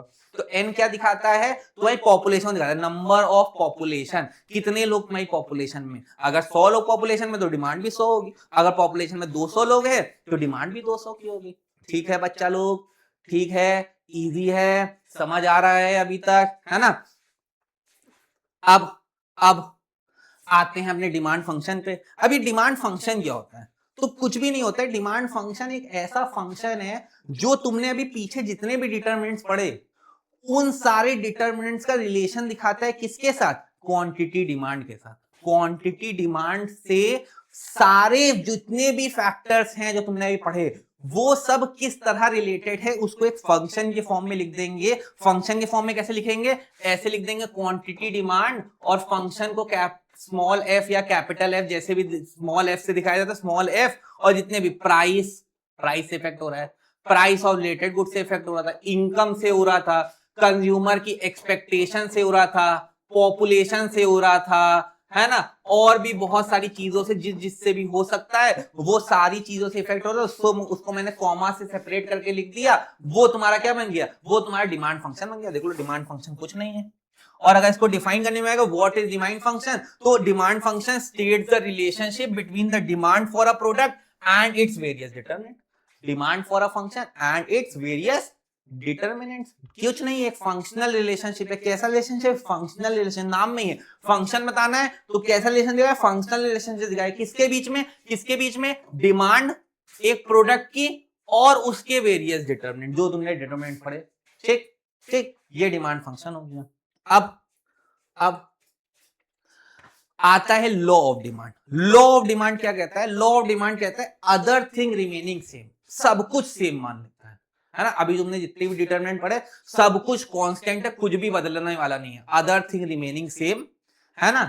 देखो लिखा है, the law of demand state that other thing remaining same, या other things remaining equal keyword है, अगर लॉ ऑफ डिमांड लिखने को आ रहा है ये नहीं लिखोगे तो डेफिनेशन इनकम्प्लीट है। अदर थिंग रिमेनिंग इक्वल, ये सबसे बड़ा अजम्पशन है कि सब चीजें कांस्टेंट मानी गई हैं, सारे फैक्टर्स कांस्टेंट माने गए, अदर थिंग रिमेनिंग इक्वल। और इसको तुम्हारी लैटिन लैंग्वेज में क्या कहते हैं, सेट्रेस पैरेबस, है ना, एग्जाम में सीयूईटी के पेपर में पूछ लेता है ceteris paribus, other thing remaining equal को हम लोग लैटिन लैंग्वेज में क्या कहते हैं, सिट्रस पैरेबस। ये सिट्रस पैरेबस का मतलब क्या होता है, अदर थिंग रिमेनिंग इक्वल।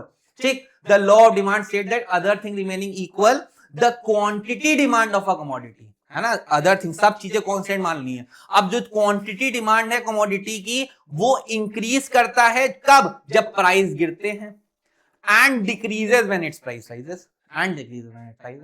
तो लॉ ऑफ डिमांड क्या बताता है, law of demand state that other thing being equal the quantity demand of a commodity, तुम्हारी जो क्वांटिटी डिमांड है, तुम्हारी जो क्वांटिटी डिमांड है कमोडिटी की वो इंक्रीज तब करेगी जब प्राइसेस उसके क्या होंगे, गिरेंगे, और क्वांटिटी डिमांड जो है वो गिरेगी जब प्राइसेस क्या होंगे, जब प्राइसेस क्या होंगे, बढ़ेंगे, जब प्राइसेस बढ़ेंगे।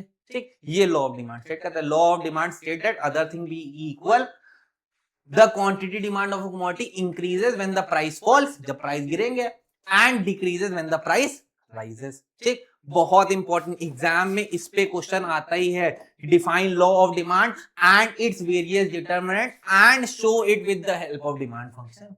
क्वेश्चन बहुत ज्यादा बनने की उम्मीद है ना, कुछ ऐसा क्वेश्चन बन सकता है। ठीक, फिर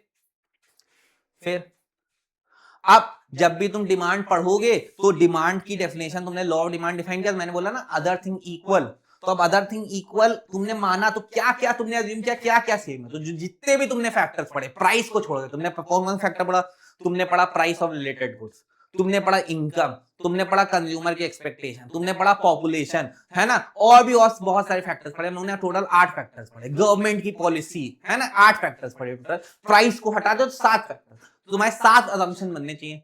क्या क्या तुमने कॉन्सेप्ट माना, सबसे पहले there should be no change in the income of the consumer, there should be no change in the taste and preferences, price of related good should remain unchange, commodity should be normal commodity, commodity normal inferior नहीं होनी चाहिए, है ना, necessity नहीं होनी चाहिए, distribution of income should not change, income का distribution change नहीं होना चाहिए, नो एक्सपेक्टेशन, फ्यूचर की एक्सपेक्टेशन में प्राइस बढ़ने या घटने का कोई भी एक्सपेक्टेशन नहीं है। ठीक है, ऐसे ही तुम जितने भी तुमने डिटरमिनेंट्स याद किए हैं वही डिटरमिनेंट्स को नो नो लगा के there is no change in this, there no change in this करके असम्पशन लिख देना, असम्पशन हो गया, याद करने की जरूरत नहीं असम्पशन, है ना, वही तुम 8 डिटरमिनेंट्स याद कर लो तो वही डिटरमिनेंट्स को असम्पशन बना देना है। ठीक, बस प्राइस को छोड़ के। ठीक, अब इसके बाद आता है डिमांड शेड्यूल। डिमांड शेड्यूल क्या होता है, डिमांड शेड्यूल एक टैबुलर प्रेजेंटेशन है। डिमांड शेड्यूल क्या है, एक टैबुलर प्रेजेंटेशन है, जो तुम डिमांड कर रहे हो ना उसको तुम टेबल पे कैसे दिखाओगे, है ना, मैंने एक टेबल बना ली, कैसी, ऐसी एक टेबल बना ली। ठीक, यहां पे लिखा क्वांटिटी, सॉरी यहां पे लिखा मैंने प्राइस, और यहां पे मैंने लिख लिया क्वांटिटी डिमांड, है ना, यहां पे लिख लिया मैंने प्राइस और यहां पे मैंने लिख लिया क्वांटिटी डिमांड। प्राइस था 10 रुपए, क्वांटिटी डिमांड हो रही थी 1 यूनिट, प्राइस है 20 रुपए, क्वांटिटी डिमांड हो रही है 2 यूनिट। ठीक, प्राइस है 30 रुपए, क्वांटिटी डिमांड हो रही है 3 यूनिट्स, प्राइस है 40 रुपए, क्वांटिटी डिमांड हो रही है 4 यूनिट्स। ठीक, ये क्या हो गई, ये मेरा डिमांड शेड्यूल हो गया, ये मेरा डिमांड शेड्यूल हो गया। डिमांड शेड्यूल क्या है, तुम्हारे प्राइस और क्वांटिटी डिमांड के बीच का रिलेशन दिखाता है यूजिंग टेबल, एक टैबुलर प्रेजेंटेशन के फॉर्म में। तो देख लो, it is a tabular statement that show the different quantities of commodity that would be demanded at different prices. रटनी नहीं है, समझना है, समझ लोगे तो अपने शब्दों में लिख लोगे, बस कीवर्ड्स याद रखो। ठीक, अब ये जो टैबुलर प्रेजेंटेशन है 2 तरह का हो सकता है ना, ये जो डिमांड शेड्यूल है 2 लोगों का हो सकता है, इंडिविजुअल मतलब एक इंसान का जो मैंने दिखाया, दूसरा मार्केट, है ना, दूसरा मार्केट। ठीक है, पहला इंडिविजुअल, दूसरा मार्केट। अब एक एक करके देखते हैं। इंडिविजुअल डिमांड शेड्यूल मतलब जो मैं डिमांड करूं, मेरी पर्सनल एक इंसान की डिमांड, वो इंडिविजुअल डिमांड शेड्यूल है। जैसे तुम देख लो, प्राइसेस किलो में दे रखे हैं, क्वांटिटी डिमांड दे रखी है, प्राइस 100 रुपए था तो 1 क्वांटिटी, 90 था तो 2, 80 था तो 4, 70 था तो 6। अब इसको अपलोड कर लेते हैं भाई, प्राइस यहां पे रख लेता हूं 100, 90, 70, तो मैं यहां से स्टार्ट करता हूं, यहां पे 70, यहां पे 80, यहां पे 90, यहाँ पे 100, ठीक। और 1 2 4 6 है ना, तो यहाँ पे मैंने 1 रख लिया, यहाँ 2 रख लिया, यहाँ 3 रख लिया, यहाँ 4 रख लिया, यहाँ 5 रख लिया, यहाँ 6 रख लिया। बिल्कुल इक्वल गैप होना चाहिए, स्केल से नाप के बनाएंगे। अब पहली क्वांटिटी डिमांड पे मेरा प्राइस था 100, तो भाई मैंने पहली क्वांटिटी डिमांड 1 है ना, ये मैंने ऐसे ड्रॉ कर लिया। फिर क्वांटिटी डिमांड 2 प्राइस है 90। फिर 80 प्राइस पे 4 क्वांटिटी डिमांड, और 70 पे 6 क्वांटिटी डिमांड, ठीक। अब ये जितने भी पॉइंट्स बने, पहला पॉइंट, दूसरा पॉइंट, तीसरा पॉइंट, चौथा पॉइंट, इन चारों पॉइंट्स को मिला दिया, है ना। ये फ्री हैंड, रुक जाओ, ये जब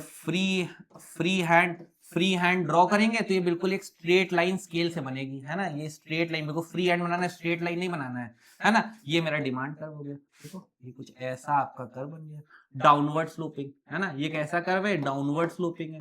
डाउनवर्ड स्लोपिंग क्यों है, क्योंकि ये तुम्हारे किसके, प्राइस और क्वांटिटी डिमांड के बीच में कैसा रिलेशन दिखाता है, इनवर्स रिलेशन दिखा रहा है। कैसा रिलेशन दिखा रहा है, इनवर्स रिलेशन दिखा रहा है, इसीलिए डाउनवर्ड स्लोपिंग है। इसीलिए कैसा है, डाउनवर्ड स्लोपिंग है, ठीक है। ये मेरा इंडिविजुअल डिमांड कर्व हो गया। ऐसे ही भाई तुम मार्केट का बना लोगे। मार्केट का डिमांड कर्व कैसे बनेगा भाई, मार्केट का डिमांड कर्व कैसे बनेगा, तुम प्राइस रखा, है ना, ये ए की डिमांड है, ये बी की डिमांड है, दोनों की डिमांड को जोड़ दो, दोनों की डिमांड, एक इसकी 2 इसकी, तो मार्केट डिमांड कितनी होगी, 3, 2 इसकी 3 इसकी 5 हो गई मार्केट की, 4 इसकी 5 इसकी 9 हो गई मार्केट की, 6 इसकी 7 इसकी 9 हो गई इसकी, ठीक। तो ये मार्केट, ये तुम्हारी मार्केट का डिमांड करवा गया, ठीक। मार्केट का डिमांड क्या होता है, मार्केट डिमांड कौन सी होती थी, मैं तुमको टाइप्स ऑफ डिमांड बताया था। जो market demand is the quantity demand which all the household are demanding, जो सारे household, A household B household दोनों को मिला दिया तो क्या हो गया, मार्केट की डिमांड हो गई, ठीक। अब जब भी तुम मार्केट की डिमांड बना रहे होगे तो जो मार्केट की डिमांड का एडिशन होता है वो सामने सामने एडिशन होता है, ठीक। इसीलिए यहाँ पे जो एडिशन होता है वो हॉरिजॉन्टल एडिशन होता है। सीयूईटी के पेपर में आने वाला क्वेश्चन है कि मार्केट डिमांड के में 2 इंडिविजुअल डिमांड कर्व को ऐड करना है, ऐड करके मार्केट डिमांड कर्व बनाना है, 2 इंडिविजुअल डिमांड कर्व। जैसे अगर तुमने इसका इंडिविजुअल डिमांड कर्व बनाया, कुछ ऐसा बना, इसका बनाया तो कुछ शायद मान लो ऐसा बन गया, थोड़ा ज्यादा फ्लैट बन गया। अब दोनों का एडिशन करके अगर तुमको मार्केट का डिमांड कर्व बनाना है तो मार्केट का डिमांड कर्व हो सकता है ऐसा बन जाए, ठीक। मार्केट डिमांड कर्व हो सकता है ऐसा बन जाए। तो ये जो एडिशन होगा, मतलब इन दोनों को मिला के जो मार्केट डिमांड कर्व बन रहा है वो एडिशन हॉरिजॉन्टल एडिशन होगा।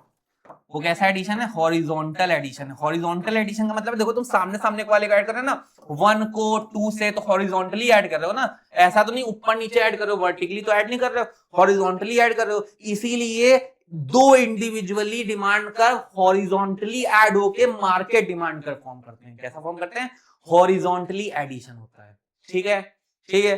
कुछ केसेस में वर्टिकल एडिशन भी होता है, लेकिन वो भी बहुत आगे की बात है, अभी हम लोग उसके बारे में बात नहीं करेंगे, है ना। हॉरिजॉन्टल एडिशन, ठीक।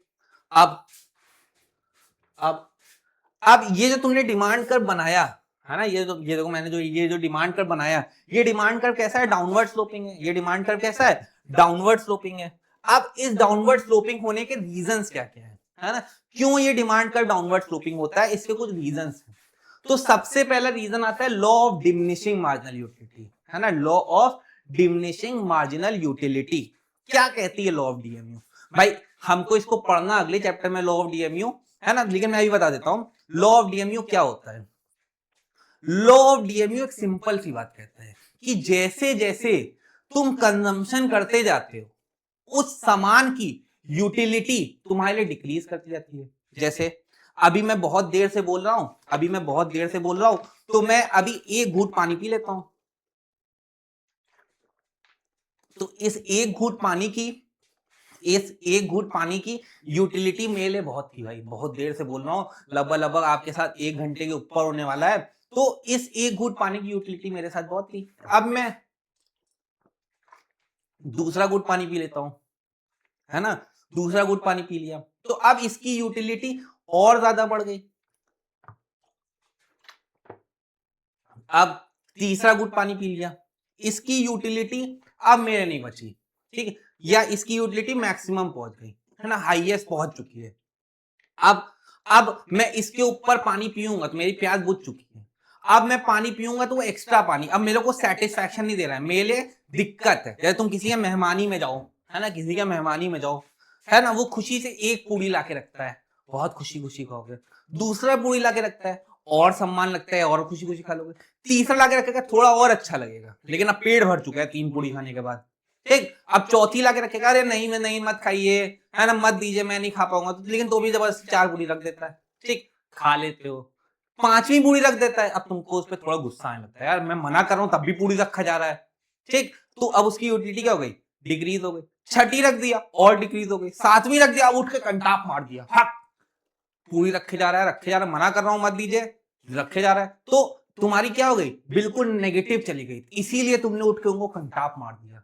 ठीक, ये क्या हो गया, ये क्या हो गया, law of diminishing marginal utility है ना। जैसे जैसे तुम कंज्यूम करते जाते हो कमोडिटी, वैसे वैसे तुम्हारी यूटिलिटी क्या होती है, यूटिलिटी मतलब सेटिस्फैक्शन है ना। 3rd चैप्टर में इस वर्ड को बहुत अच्छे से पढ़ेंगे, अगले चैप्टर में अगली हमारी वीडियो में हम लोग पढ़ेंगे कि यूटिलिटी क्या होता है। ठीक है, वही का कॉन्सेप्ट है। ठीक है, तो जैसे जैसे तुम कंज्यूम करते जाते हो वैसे वैसे तुम्हारा सेटिस्फैक्शन नीचे आता जाता है, उसी की वजह से तुम्हारा डिमांड भी क्या होती जाती है, गिरती जाती है ना। उसी की वजह से तुम्हारी डिमांड क्या होती है, गिरती जाती है। भाई क्या होगा, गिर रही है गिर रही है गिर रही है गिर रही है गिर रही है, नेगेटिव पहुंच गई। ठीक, यही रीजन है डाउनवर्ड स्लोपिंग का, यही रीजन क्या है डाउनवर्ड स्लोपिंग। जैसे जैसे तुम कंज्यूम करते जाते हो किसी भी कमोडिटी को, वैसे वैसे तुम्हारा सेटिस्फैक्शन क्या होता जाता है, गिरता जाता है। कोई भी सामान हो, कोई भी सामान हो है ना। लेकिन अब ये सामान से मेरे को बहुत अच्छा याद आया, एक बच्चे ने मेरे को सर बोला था इसका एक्सेप्शन, उसने मेरे को इस पे शायरी लिख के भेजी थी है ना। रुक जाए मैं ढूंढता हूँ शायद मिल जाए है ना। उसने बोला था सर इस पे नहीं होता था। हाँ देखिए शायरी क्या थी है ना, देखो शायरी है, वो लड़की रैप सॉन्ग भी सुनती है। देखो बहुत मस्त शायरी भेजा था मेरे को बहुत हंसी आई थी है ना, तो सुनिएगा। वो लड़की रैप सॉन्ग भी सुनती है और गजलें भी पसंद करती है। वो लड़की रैप सॉन्ग भी सुनती है और गजलें भी पसंद करती है ना। It ends up with us से लेकर, it's ends up with us से लेकर है ना, गुनाहों का देवता तक पढ़ती है ना। मतलब बुक है इट एंड्स अप विद से लेकर गुनाहों का देवता तक पढ़ती है ना। और अपने होने से वो तोड़ती है law of diminishing marginal utility का सिद्धांत। और वो अपने होने से तोड़ती है law of diminishing marginal utility का सिद्धांत, क्योंकि उसे देखने के बाद उसे और देखने की तलब, उसे और देखने की तलब मुझ में और बढ़ती है ना। तो उसने बोला था कि अगर कोई लड़की है, कोई क्रश है ना, उसको 1 घंटा देखो, उसको 1 घंटा देखो, लेकिन उसको देखने से तुम्हारी DMU, law of DMU decrease नहीं करता है ना। तो वहां पे तो भाई मैं उतना एक्सेप्शन तो सोच ही नहीं पाया। यहाँ पे जो एक्सेप्शन है वो खाने के लिए है ना, ये क्रश को खाने के लिए नहीं है। ठीक, तो मैंने उसको लिख के भेजा भी था, उसने इतनी मस्त शायरी मेरे को सुनाई थी, तो मैं तो बहुत खुश हो गया था। ठीक है, लेकिन मेरे को उस पर नहीं जाना है, आते हैं लॉ ऑफ डीएमयू पे। ठीक है, तो एक सबसे बड़ा रीजन क्या है, जैसे जैसे तुम कंज्यूम करते जाते हो वैसे वैसे तुम्हारा लॉ ऑफ डीएमयू गिरता जाता है, और तब तक गिरेगा, तब तक गिराता रहूंगा जब तक मेरी मार्जिनल यूटिलिटी किसके बराबर ना हो जाए, प्राइस के बराबर ना हो जाए। अब अगर मेरे को और सामान खाना है, मतलब प्राइस के बराबर मार्जिनल यूटिलिटी हो गई, अब मेरे को अपनी क्वांटिटी डिमांड और बढ़ानी है, तो इसको बढ़ाने के लिए मेरे को प्राइस को बहुत कम करना पड़ेगा। इतना कम करना पड़ेगा कि अगर मैंने प्राइस कम नहीं किया तो मैं अपनी क्वांटिटी डिमांड नहीं बढ़ाऊंगा, क्योंकि मैं तो पूरी तरह सेटिस्फाई हो चुका हूं इस प्रोडक्ट से, मैं पानी से सेटिस्फाई हो चुका हूं है ना, मैं कोई सामान खा खा के बिल्कुल सेटिस्फाई हो चुका हूं। तो अब इससे ज्यादा अगर मेरे को खिलाना है तो तुमको प्राइस को बहुत कम करना पड़ेगा। ठीक, तो ये भी एक बहुत बड़ा रीजन है लॉ ऑफ डीएमयू। ठीक है, यही लिखा है, the first explanation of the downward sloping demand curve rest on the notion of utility we consume from goods and services, because they give us utility. The law of DMU, diminishing marginal utility, DMU का form है, states that when with increase in the units of commodity consumed, every additional unit of a commodity gives lesser satisfaction. भाई satisfaction कम होता जाता है। In other words, marginal utility of the commodity falls with increase in the consumption. A consumer will maximize his satisfaction when he equalizes his MU to the commodity with his price. मतलब जब तक तब तक ही equalise कर पाए, तब तक marginal utility किसके बराबर हो जाए, प्राइस के बराबर हो जाए। हम तब तक खा सकते हैं जब तक मेरे को उस पैसे की वैल्यू लग रही है। अब अगर तुम मेरे को एक्स्ट्रा खिलाना है, तुमको अपने प्राइस को कम करना पड़ेगा। तो मार्जिनल यूटिलिटी एक बहुत बड़ा रीजन है कि तुम्हारी सामान को लेके यूटिलिटी गिरती जाती है, इसीलिए तुम अपनी डिमांड भी क्या करते जाते हो, कम करते जाते हो। ठीक, अब इतनी ज्यादा भाई हो गया है कि अब तुमको अगर डिमांड बढ़ानी है, तुमको क्या करना पड़ेगा, अपनी प्राइस को बहुत ज्यादा कम करना पड़ेगा, तभी मैं डिमांड बढ़ाऊंगा, है ना, वरना मेरी डिमांड कांस्टेंट हो चुकी है। ठीक, फिर अब दूसरा इफेक्ट आता है, उसको कहते हैं इनकम इफेक्ट, है ना। इनकम इफेक्ट क्या कहता है, यहां पे इनकम इफेक्ट जो है वो रियल इनकम से रिलेट करता है। दो तरह की इनकम होती है, एक रियल इनकम और एक money income.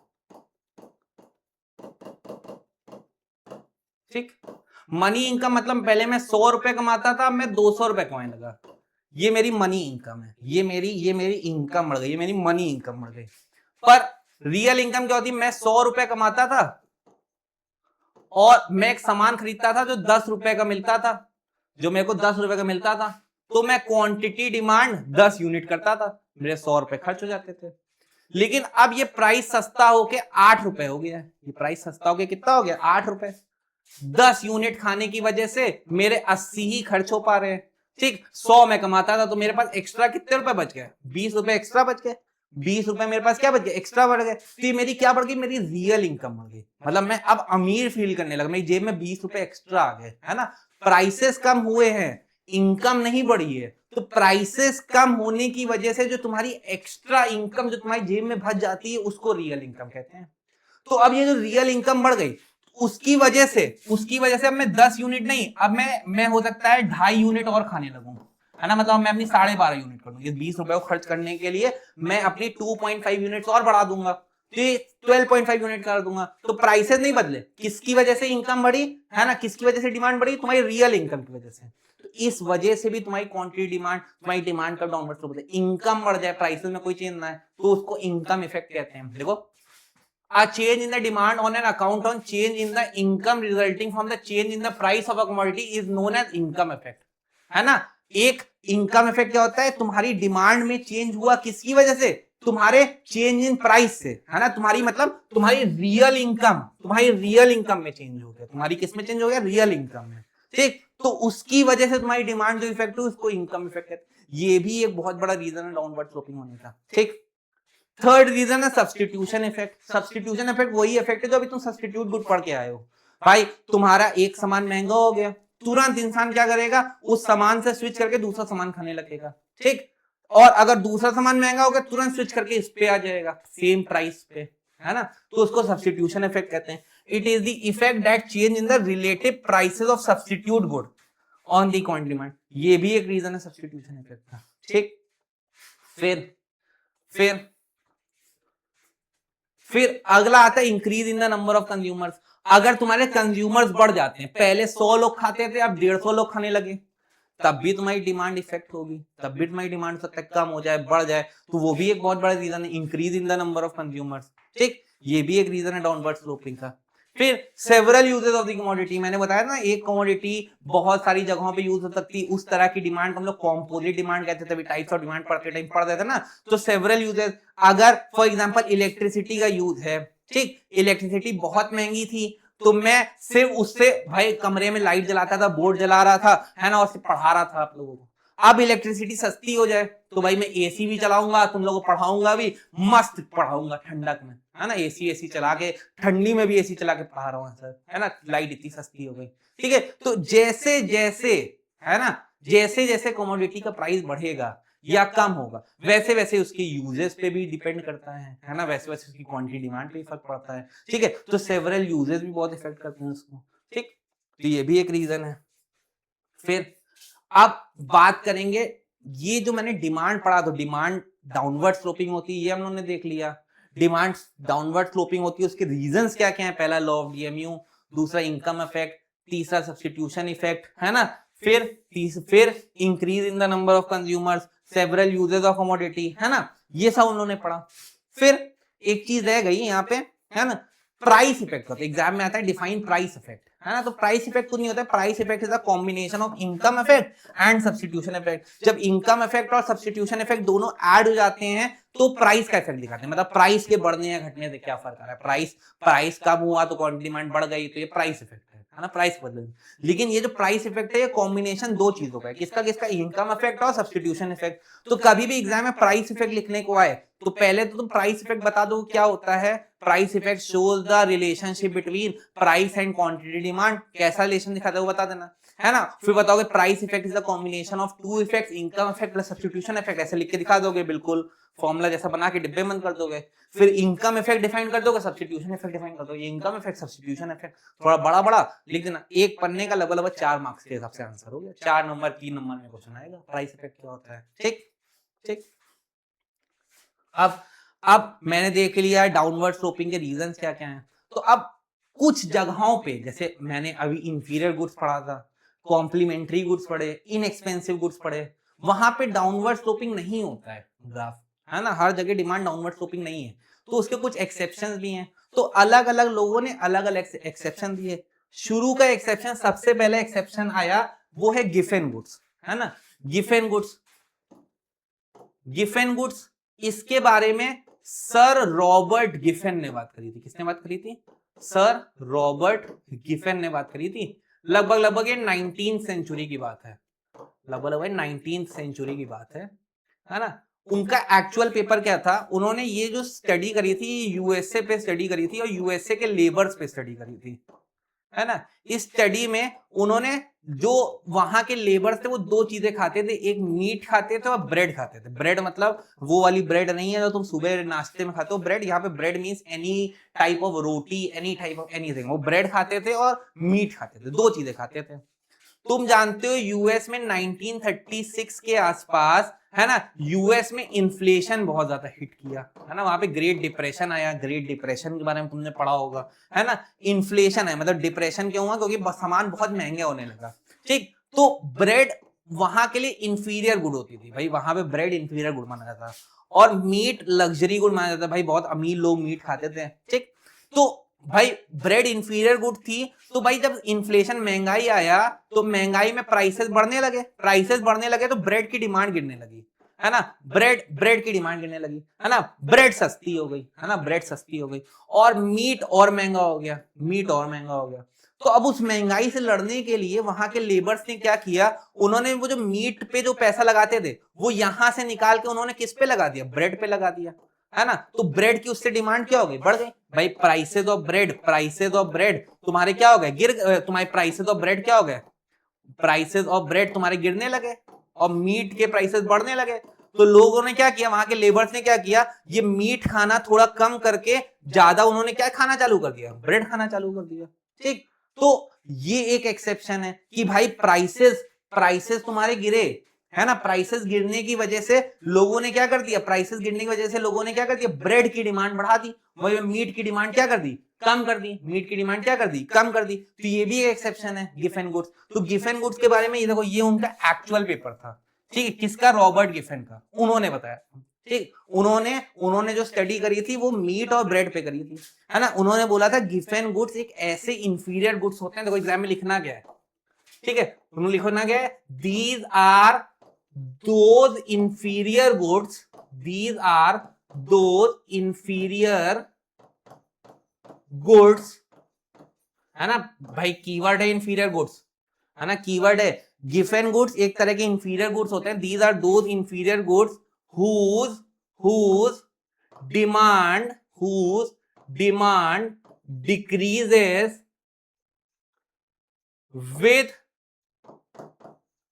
increase in income। भाई जिसकी डिमांड डिक्रीज करती है इनकम के इंक्रीज करने से, एंड वाइस वर्सा, है ना। तो उन्होंने मीट और ब्रेड पे एग्जांपल लिया था। हमारे इंडिया में गिफेन गुड्स का एग्जांपल मेज एंड व्हीट लिया जाता है, मेज एंड व्हीट ले लिया। भाई जब लोगों की इनकम बढ़ी तो मेज इंफीरियर गुड था, है ना, मेज इंफीरियर गुड था, इनकम बढ़ी तो लोगों ने क्या कर दिया, मेज की डिमांड को क्या कर दिया, गिरा दिया, और व्हीट की डिमांड को बढ़ा दिया। ये इससे हुआ क्या, इनकम बढ़ने की वजह से मेज की डिमांड बढ़नी चाहिए थी, पर एक्चुअल ऐसा हुआ ही नहीं, उल्टा हो गया, इनकम बढ़ने की वजह से मेज का डिमांड गिर गया, तो तुम्हारा डिमांड कर्व उल्टा बनने लगेगा। जो पहले तुम्हारा डिमांड कर्व डाउनवर्ड स्लोपिंग होना चाहिए था, अब वो डिमांड कर्व उल्टा बन जाएगा, वो अपवर्ड स्लोपिंग बन जाएगा। गिवन गुड्स का रीजन हो गया, है ना। गिवन गुड्स क्या है? These are those inferior good whose demand decreases with increase in income, है ना। इनकम की इंक्रीज होने से तुम्हारा क्या हो जाएगा, क्या हो जाएगा तुम्हारा, अरे क्या कहते हैं, तुम्हारा डिमांड कर्व डाउनवर्ड स्लोपिंग की वजह से अपवर्ड स्लोपिंग होने लगेगा। ये गिफेन गुड्स है, ठीक है। गिफेन गुड किसने दिया? रॉबर्ट गिफेन ने दिया, 19th सेंचुरी में दिया। उनके एक्चुअल पेपर में उन्होंने मीट और ब्रेड का एग्जांपल लिया था, पर आप अपनी बुक पढ़ेंगे तो मेज और व्हीट का। ये एक्स्ट्रा नॉलेज है ना। ये आप नहीं भी याद रखेंगे तब भी ओके, आपके लिए डेफिनेशन और ये और ग्राफ कैसे बन जाएगा? अपवर्ड स्लोपिंग बन जाएगा गिफेन गुड्स में, ठीक। फिर अगला आता है आर्टिकल ऑफ स्नॉब अपील, है ना। अगला इफेक्ट आता है, उसको कहते हैं आर्टिकल ऑफ स्नॉब अपील, है ना। आर्टिकल ऑफ स्नॉब अपील, इसको दिया है थ्रॉस्टेन स्नॉब ने, है ना। थ्रॉस्टेन स्नॉब ने, है ना। इन्होंने ये स्नॉब अपील का मतलब क्या होता है? स्नॉब अपील का मतलब होता है लग्जरी गुड्स के बारे में बात करी, है ना। मोस्टली लग्जरी गुड्स के बारे में इन्होंने बोला, जो चीज महंगी है, वो बहुत, मैं हिंदी बता रहा हूं, जो चीज महंगी है वो अच्छी है ना, वो अच्छी है, वो बेटर है ना। उसकी डिमांड करो, है ना, उसकी डिमांड करो, है ना। जैसे एक एग्जांपल ले लेते हैं, एक साबुन आता है लक्स, 10 रुपए का मिलता है, और वही कंपनी एक और बनाती है लक्स सुप्रीम, है ना, ये 15 रुपए का आता है। दोनों बनाने वाली कंपनियां सेम है, कोई अंतर नहीं है, ना लक्स में अंतर है ना लक्स सुप्रीम में अंतर है, लेकिन लोग लक्स सुप्रीम ज्यादा खरीदते हैं। क्यों? लक्स नहीं बिकता है, इसे तुम देखोगे मार्केट में लक्स नहीं आता है, क्योंकि लोग खरीदते ही नहीं, लक्स साबुन और करते ही नहीं, सब लक्स सुप्रीम खरीदते हैं, ठीक। क्यों? क्योंकि लक्स सुप्रीम महंगा है, तो भाई वो ज्यादा अच्छा है, वो खुशबू ज्यादा देता होगा, नहाओगे तो तुमको खुशबू ज्यादा महसूस होगी, तो लक्स सुप्रीम ज्यादा बिकता है, ठीक। तो महंगा है तो अच्छा है, ये बताया। तो जब कोई चीज ज्यादा महंगी है, किसी का प्राइस ज्यादा अच्छा है, तो लोग बोले प्राइस महंगा है तभी वो अच्छी होगी, इसीलिए उसकी डिमांड ज्यादा कर रहे हैं, ठीक है। सस्ता है तो बेकार है, मत खरीदो उसको, है ना, रद्दी होगा, है ना, यही तो तुम सब लोग मानते हैं। तो यहाँ पे भी एक एक्सेप्शन मिल गया डिमांड का, कि हर जगह ऐसा नहीं हो सकता है, कभी कभी लोग भाई महंगा देख के भी सामान खरीद लेते हैं, ठीक है। इसीलिए इसको कभी कभी कॉन्स्पिशियस कंजम्पशन भी कहते हैं, कॉन्स्पिशियस गुड्स भी कहते हैं, कॉन्स्पिशियस कंजम्पशन। महंगा है तो अच्छा है, इसीलिए इसको कॉन्स्पिशियस कंजम्पशन के नाम जाना जाता है ना। आर्टिकल ऑफ स्नॉब अपील, है ना, महंगा है तो अच्छा है, ठीक। और इसके बारे में, है ना, इसके बारे में लोग कभी कभी जब एमसीक्यू पूछते हैं तो बोल देते हैं ऐसे कौन से गुड्स होते हैं जो स्टेटस सिंबल की तरह काम करते हैं, है ना, स्टेटस सिंबल की तरह काम करते हैं। तो ये कौन सी अपील में बात हुई है स्टेटस सिंबल के बारे में? स्नॉब अपील में बात हुई है। सिंबल SYMBOL सिंबल, है ना, स्टेटस सिंबल, तो वो कौन सी अपील हो गई? आर्टिकल ऑफ स्नॉब अपील हो गई, ठीक है। अब अगला आ गया एक्सपेक्टेशन अबाउट फ्यूचर प्राइसेस। अगर मैंने सोच रहा हूं कि फ्यूचर में प्राइसेस सस्ते हो जाएंगे, तो आज मैं डिमांड भी क्या कर दूंगा? कम कर दूंगा। और अगर मैंने सोचा फ्यूचर में प्राइसेस महंगे हो जाएंगे, तो मैंने उसके लिए डिमांड भी क्या कर दी? कम कर दी। तो देख लो, अब इनवर्स रिलेशन तो बचा ही नहीं है। रिलेशन कैसा हो गया? डायरेक्ट रिलेशन हो गया भाई। एक प्राइसेस गिर रहे हैं तो डिमांड भी गिर रही है फ्यूचर के लिए, प्राइसेस बढ़ रहे हैं तो डिमांड भी बढ़ रही है। तो ये कैसे हो गए? ये कैसा रिलेशन हो गया? ये तुम्हारा डायरेक्ट रिलेशन हो गया। अब यहाँ पे भी जब तुम ग्राफ बनाओगे तो अपवर्ड मूविंग ग्राफ बन जाएगा तुम्हारा डिमांड का, ठीक है। तो एक्सपेक्टेशन भी एक एक्सेप्शन है। फिर इमरजेंसी, अगर तुमने सोच लिया भाई, जब देखो कोरोना आया था, है ना, कोरोना आया था, है ना, या कोविड आया था, तो भाई जब पहला लॉकडाउन लगा तो लोगों ने ज्यादा टेंशन नहीं ली, कि भाई 2-3-4 दिन का लॉकडाउन है, ठीक हो जाएगा। लेकिन जब दूसरा लॉकडाउन लगा तो लोगों ने बोला अब यार पता नहीं कितने दिन का लॉकडाउन रहे, तो उन्होंने क्या किया? उन्होंने बोला कितना भी महंगा सामान हो खरीद के रख लो, है ना, प्राइसेस कितने भी हो उसकी क्वांटिटी डिमांड और ज्यादा कर लो, है ना। इसीलिए तुम देखो मोस्टली वो जो सिगरेट पान मसाला 5 रुपए का मसाला 50 रुपए का मिल रहा था, लेकिन लोग तो भी खरीद के खा रहे थे, है ना। इमरजेंसी की सिचुएशन कोई मिल ही नहीं रहा था। सब्जी, जो सब्जी 10 रुपए की थी वो 100 रुपए की मिल रही थी, लेकिन लोग तो भी खरीद के खा रहे थे, है ना।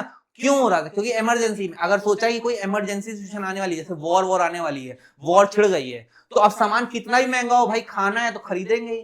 तो सामान महंगे होने से कॉइन डिमांड पे कोई फर्क ही नहीं पड़ा, कॉइन डिमांड शायद और बढ़ रही है ना, या बढ़ ही नहीं रही है, इफेक्ट ही नहीं ला रही है उतना। तो ये क्या हो गया, ये तुम्हारा क्या हो गया, इमरजेंसी की सिचुएशन में भी तुम्हारी डिमांड वैसे रिस्पॉन्ड नहीं करती है इनवर्सली जैसा करना चाहिए, ठीक। फिर अगला आता है quality price relationship. Quality price relationship बिल्कुल वही रिलेशनशिप है जो आर्टिकल ऑफ स्नो ओपिनियन में पढ़ा, कि जो सामान महंगा है वो ज्यादा बेटर होगा, सामान सस्ता मिल रहा है तो भाई ये बेकार क्वालिटी का होगा, ठीक है। तो ये क्या हो गया, क्वालिटी प्राइस रिलेशनशिप हो गया।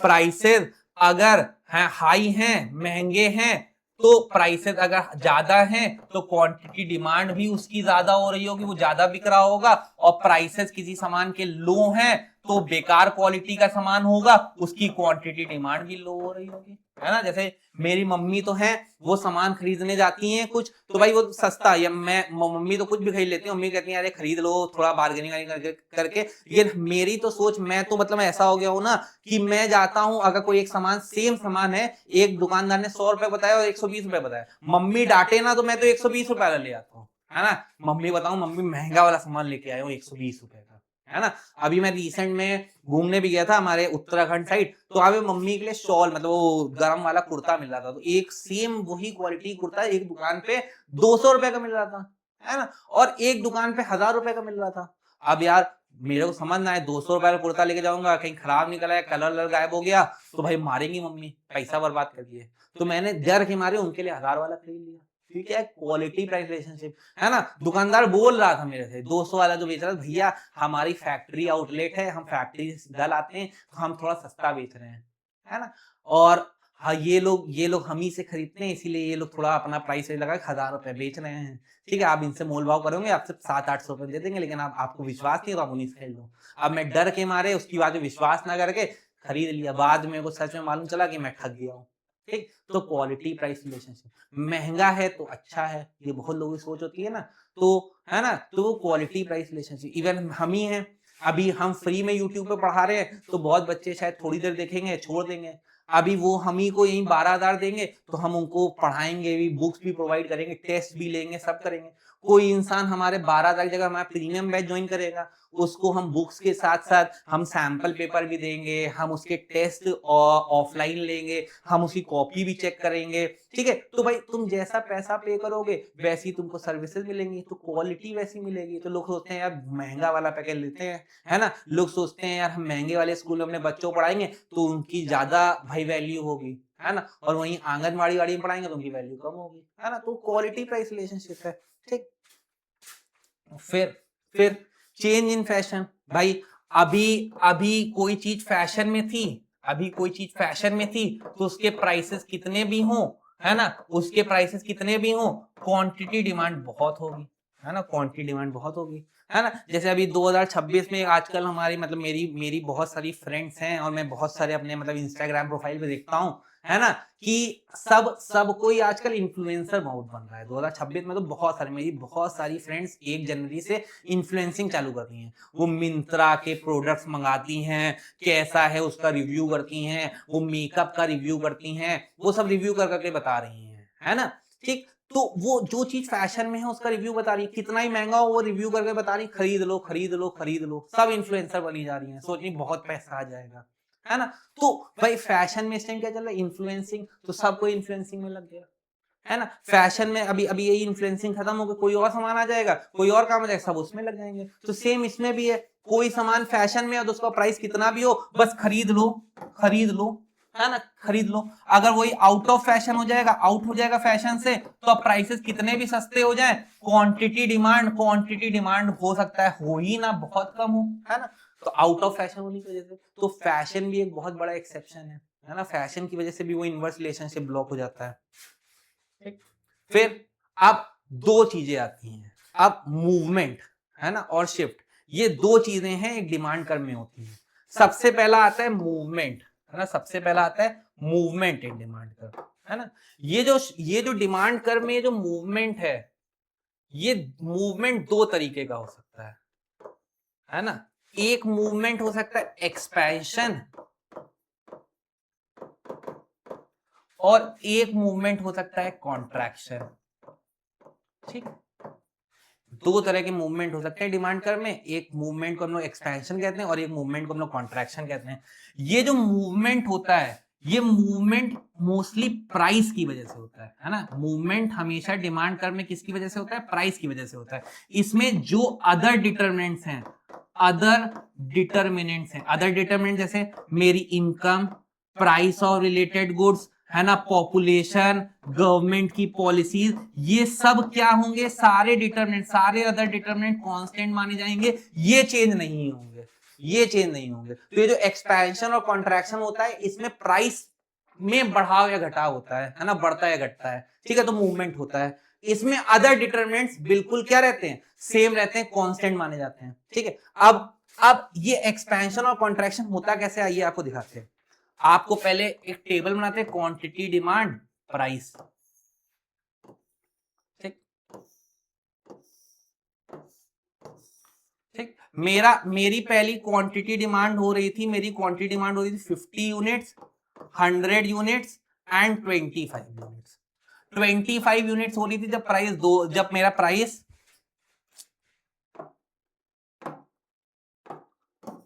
हाँ मैंने क्या बोला, मेरी प्राइस पहले थी 20 रुपए, तो मेरी क्वांटिटी डिमांड 25 हो रही थी। मेरी प्राइस हो गई 10 रुपए तो क्वांटिटी डिमांड हो गई 50। ठीक, मेरी प्राइस हो गई 5 रुपए तो क्वांटिटी डिमांड हो गई 100।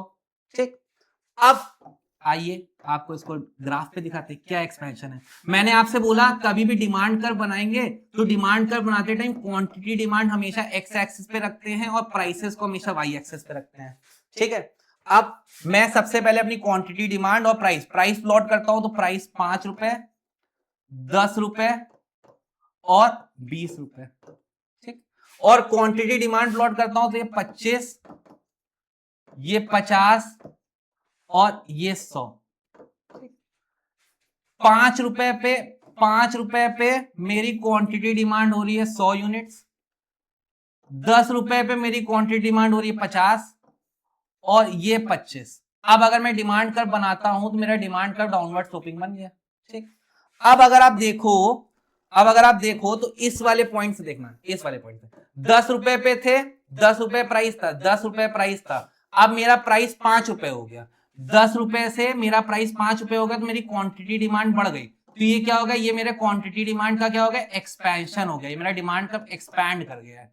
वहीं पे 10 रुपए से प्राइसेस अगर बढ़ा दूं, प्राइस बढ़ गया है ना, प्राइस बढ़ गया, तो मेरा डिमांड कर्व ऊपर की तरफ, इस पॉइंट से हम लोग इस पॉइंट पे मूव कर गए। ये क्या हो गया? मेरा कॉन्ट्रैक्शन हो गया। ये मेरा क्या हो गया? कॉन्ट्रैक्शन हो गया। ठीक, तो कॉन्ट्रैक्शन मतलब अपवर्ड मूवमेंट, है ना, अलोंग द डिमांड कर्व। ठीक, upward movement along demand curve, है ना, डिमांड कर्व के अलोंग। ठीक, due to change in price, इसको क्या कहेंगे? कॉन्ट्रैक्शन कहेंगे। और यहीं पे अगर अपवर्ड की जगह मैं डाउनवर्ड लिख दूं, है ना, डाउनवर्ड मूवमेंट हो जाएगा प्राइस की वजह से, तो वो क्या हो जाएगा? एक्सपेंशन हो जाएगा। वो क्या हो जाएगा? एक्सपेंशन हो जाएगा। ठीक, तो एक्सपेंशन मतलब नीचे की तरफ मूवमेंट, कॉन्ट्रैक्शन मतलब ऊपर की तरफ मूवमेंट। ठीक है, और ये दोनों चीजें जो हो रही है, ये एक्सपेंशन कॉन्ट्रैक्शन प्राइस की वजह से होती है। किसकी वजह से होती है? प्राइस की वजह से होती है। अब इसी डिमांड कर्व में कभी कभी डिमांड कर्व शिफ्ट भी हो सकता है। क्या हो सकता है? कभी कभी डिमांड कर्व, देखो पहले तो हम लोगों ने क्या पढ़ लिया? मूवमेंट पढ़ लिया। ये मूवमेंट दो तरह का हो सकता है, एक्सपेंशन और कॉन्ट्रैक्शन। ये एक्सपेंशन कॉन्ट्रैक्शन मोस्टली प्राइस की वजह से होता है। ठीक, ये एक्सपेंशन नीचे की तरफ, अगर ये इस पॉइंट से, इस ए पॉइंट से अगर हम बी पॉइंट की तरफ जा रहे हैं, नीचे की तरफ मूव कर रहे हैं, तो एक्सपैंड कर रहा है तुम्हारी डिमांड कर्व। ऊपर की तरफ जा रहे हैं तो कॉन्ट्रैक्ट कर रहा है। दोनों चीजें किसकी वजह से हो रही है? प्राइस की वजह से हो रही है। दोनों चीजें किसकी वजह से हो रही है? प्राइस की वजह से हो रही है। अब यही डिमांड कर्व में अगर मैं शिफ्ट ला दूं, है ना, अब मेरे को शिफ्ट लाना है, तो शिफ्ट दो तरीके का हो सकता है ना, दो तरह का हो सकता है। या तो शिफ्ट तुम्हारा राइटवर्ड हो सकता है, शिफ्ट राइटवर्ड हो सकता है, या तो लेफ्टवर्ड हो सकता है। है ना। राइटवर्ड शिफ्ट को हम लोग कहते हैं increase in demand curve, expansion नहीं कहते, इंक्रीज। अगर एग्जाम में इंक्रीज इन डिमांड कर्व, तो इंक्रीज मतलब तुम्हारा डिमांड का शिफ्ट कर गया है, और डिक्रीज तो तुम्हारा डिक्रीज मतलब तुम्हारा डिमांड का लेफ्टवर्ड शिफ्ट हो गया। वहीं पे एक्सपेंशन मतलब डिमांड कर्व में ही तुम नीचे आ गए हो, ए पॉइंट से बी पॉइंट में आ गए हो, ठीक। लेकिन डिमांड कर्व में अगर तुम इंक्रीज बोल रहे हो तो तुम एक डिमांड कर्व से दूसरे डिमांड कर्व तक मूव कर गए हो। यहाँ पे शिफ्ट में जो प्राइसेस होते हैं वो कांस्टेंट माने जाते हैं। जो तुम वहां पे प्राइस बदल रहा था, यहाँ पे प्राइस नहीं बदलेगा, प्राइस कांस्टेंट था। जो चीजें चेंज होंगी वो अदर चीजें होंगी, मतलब अदर डिटरमिनेंट्स में चेंज आएगा। अदर डिटरमिनेंट में चेंज कैसे आएगा? जैसे हो सकता है इनकम बढ़ गई, हो सकता है गवर्नमेंट की पॉलिसी में कोई चेंज आ गया, हो सकता है कंज्यूमर्स पॉपुलेशन बढ़ गई, कुछ भी बढ़ सकता है, प्राइसेस नहीं बढ़ेंगे। तो प्राइसेस के अलावा कोई और चीज बढ़ रही है तो तुम्हारा शिफ्ट होगा, शिफ्ट या तो इंक्रीज हो सकता है तो डिक्रीज हो सकता है, ठीक। अब ये शिफ्ट कैसे होगा? मैंने क्या बोला, यहां पे मैंने रखा क्वांटिटी डिमांड, यहां पे रखा मैंने प्राइस, यहां पे मैंने रखा क्वांटिटी डिमांड और प्राइस। मैंने क्या बोला? मैंने बोला तुम्हारा प्राइस तो नहीं बदलेगा, तुम्हारा प्राइस तो बिल्कुल कांस्टेंट रहेगा, ये प्राइस बिल्कुल कांस्टेंट रहेगा, ठीक। पहले अब मान लो पहले एक कंज्यूमर था, एक कंज्यूमर था, उसकी इनकम थी 100 रुपए, उसकी इनकम थी 100 रुपए, तो वो जो क्वांटिटी डिमांड करता था वो इतनी करता था, तो अब उसका जो डिमांड कर मैंने बनाया, उसका डिमांड कर वैसा बन गया, ये उसका डिमांड कर्व D1 हो गया, ये डिमांड कर्व हो गया D1, ठीक। अब मान लो उस इंसान की इनकम बढ़ जाती है, अब उसकी इनकम हो जाती है 150 रुपए, इनकम कितनी हो जाती है? 150 रुपए। तो अब 150 रुपए इनकम होने की वजह से 150 रुपए इनकम होने की वजह से उसका डिमांड कर्व क्या हो गया? आगे की तरफ मूव कर गया है। प्राइसेस अभी भी सेम है, अब वो क्वांटिटी डिमांड इतनी करने लगा, QD1 से QD2 करने लगा, QD1 से QD2 करने लगा, तो अब उसका डिमांड कर्व आगे मूव कर गया। ये क्या हो गया? ये इंक्रीज इन डिमांड कर्व। ये क्या है? इंक्रीज इन डिमांड, ठीक। इंक्रीज, ये इंक्रीज जो होता है वो प्राइस को छोड़ के बाकी किसी भी चीज की वजह से हो सकता है, इनकम के बढ़ने की वजह से हो सकता है, नंबर ऑफ कंज्यूमर्स बढ़ने की वजह से हो सकता है, प्राइस ऑफ रिलेटेड गुड्स में कोई चेंज आने की वजह से हो सकता है, एनीथिंग एक्सेप्ट प्राइस, ठीक। वो क्या हो गया? इंक्रीज हो गया। फिर इसी का अपोजिट होता है डिक्रीज। डिक्रीज में क्या होगा? प्राइस तो कांस्टेंट रहेगा, अभी वो क्वांटिटी डिमांड कर रहा था QD1, अभी वो डिमांड कर रहा था QD1, है ना, अभी उसकी डिमांड ये थी QD1, है ना, D1, ठीक।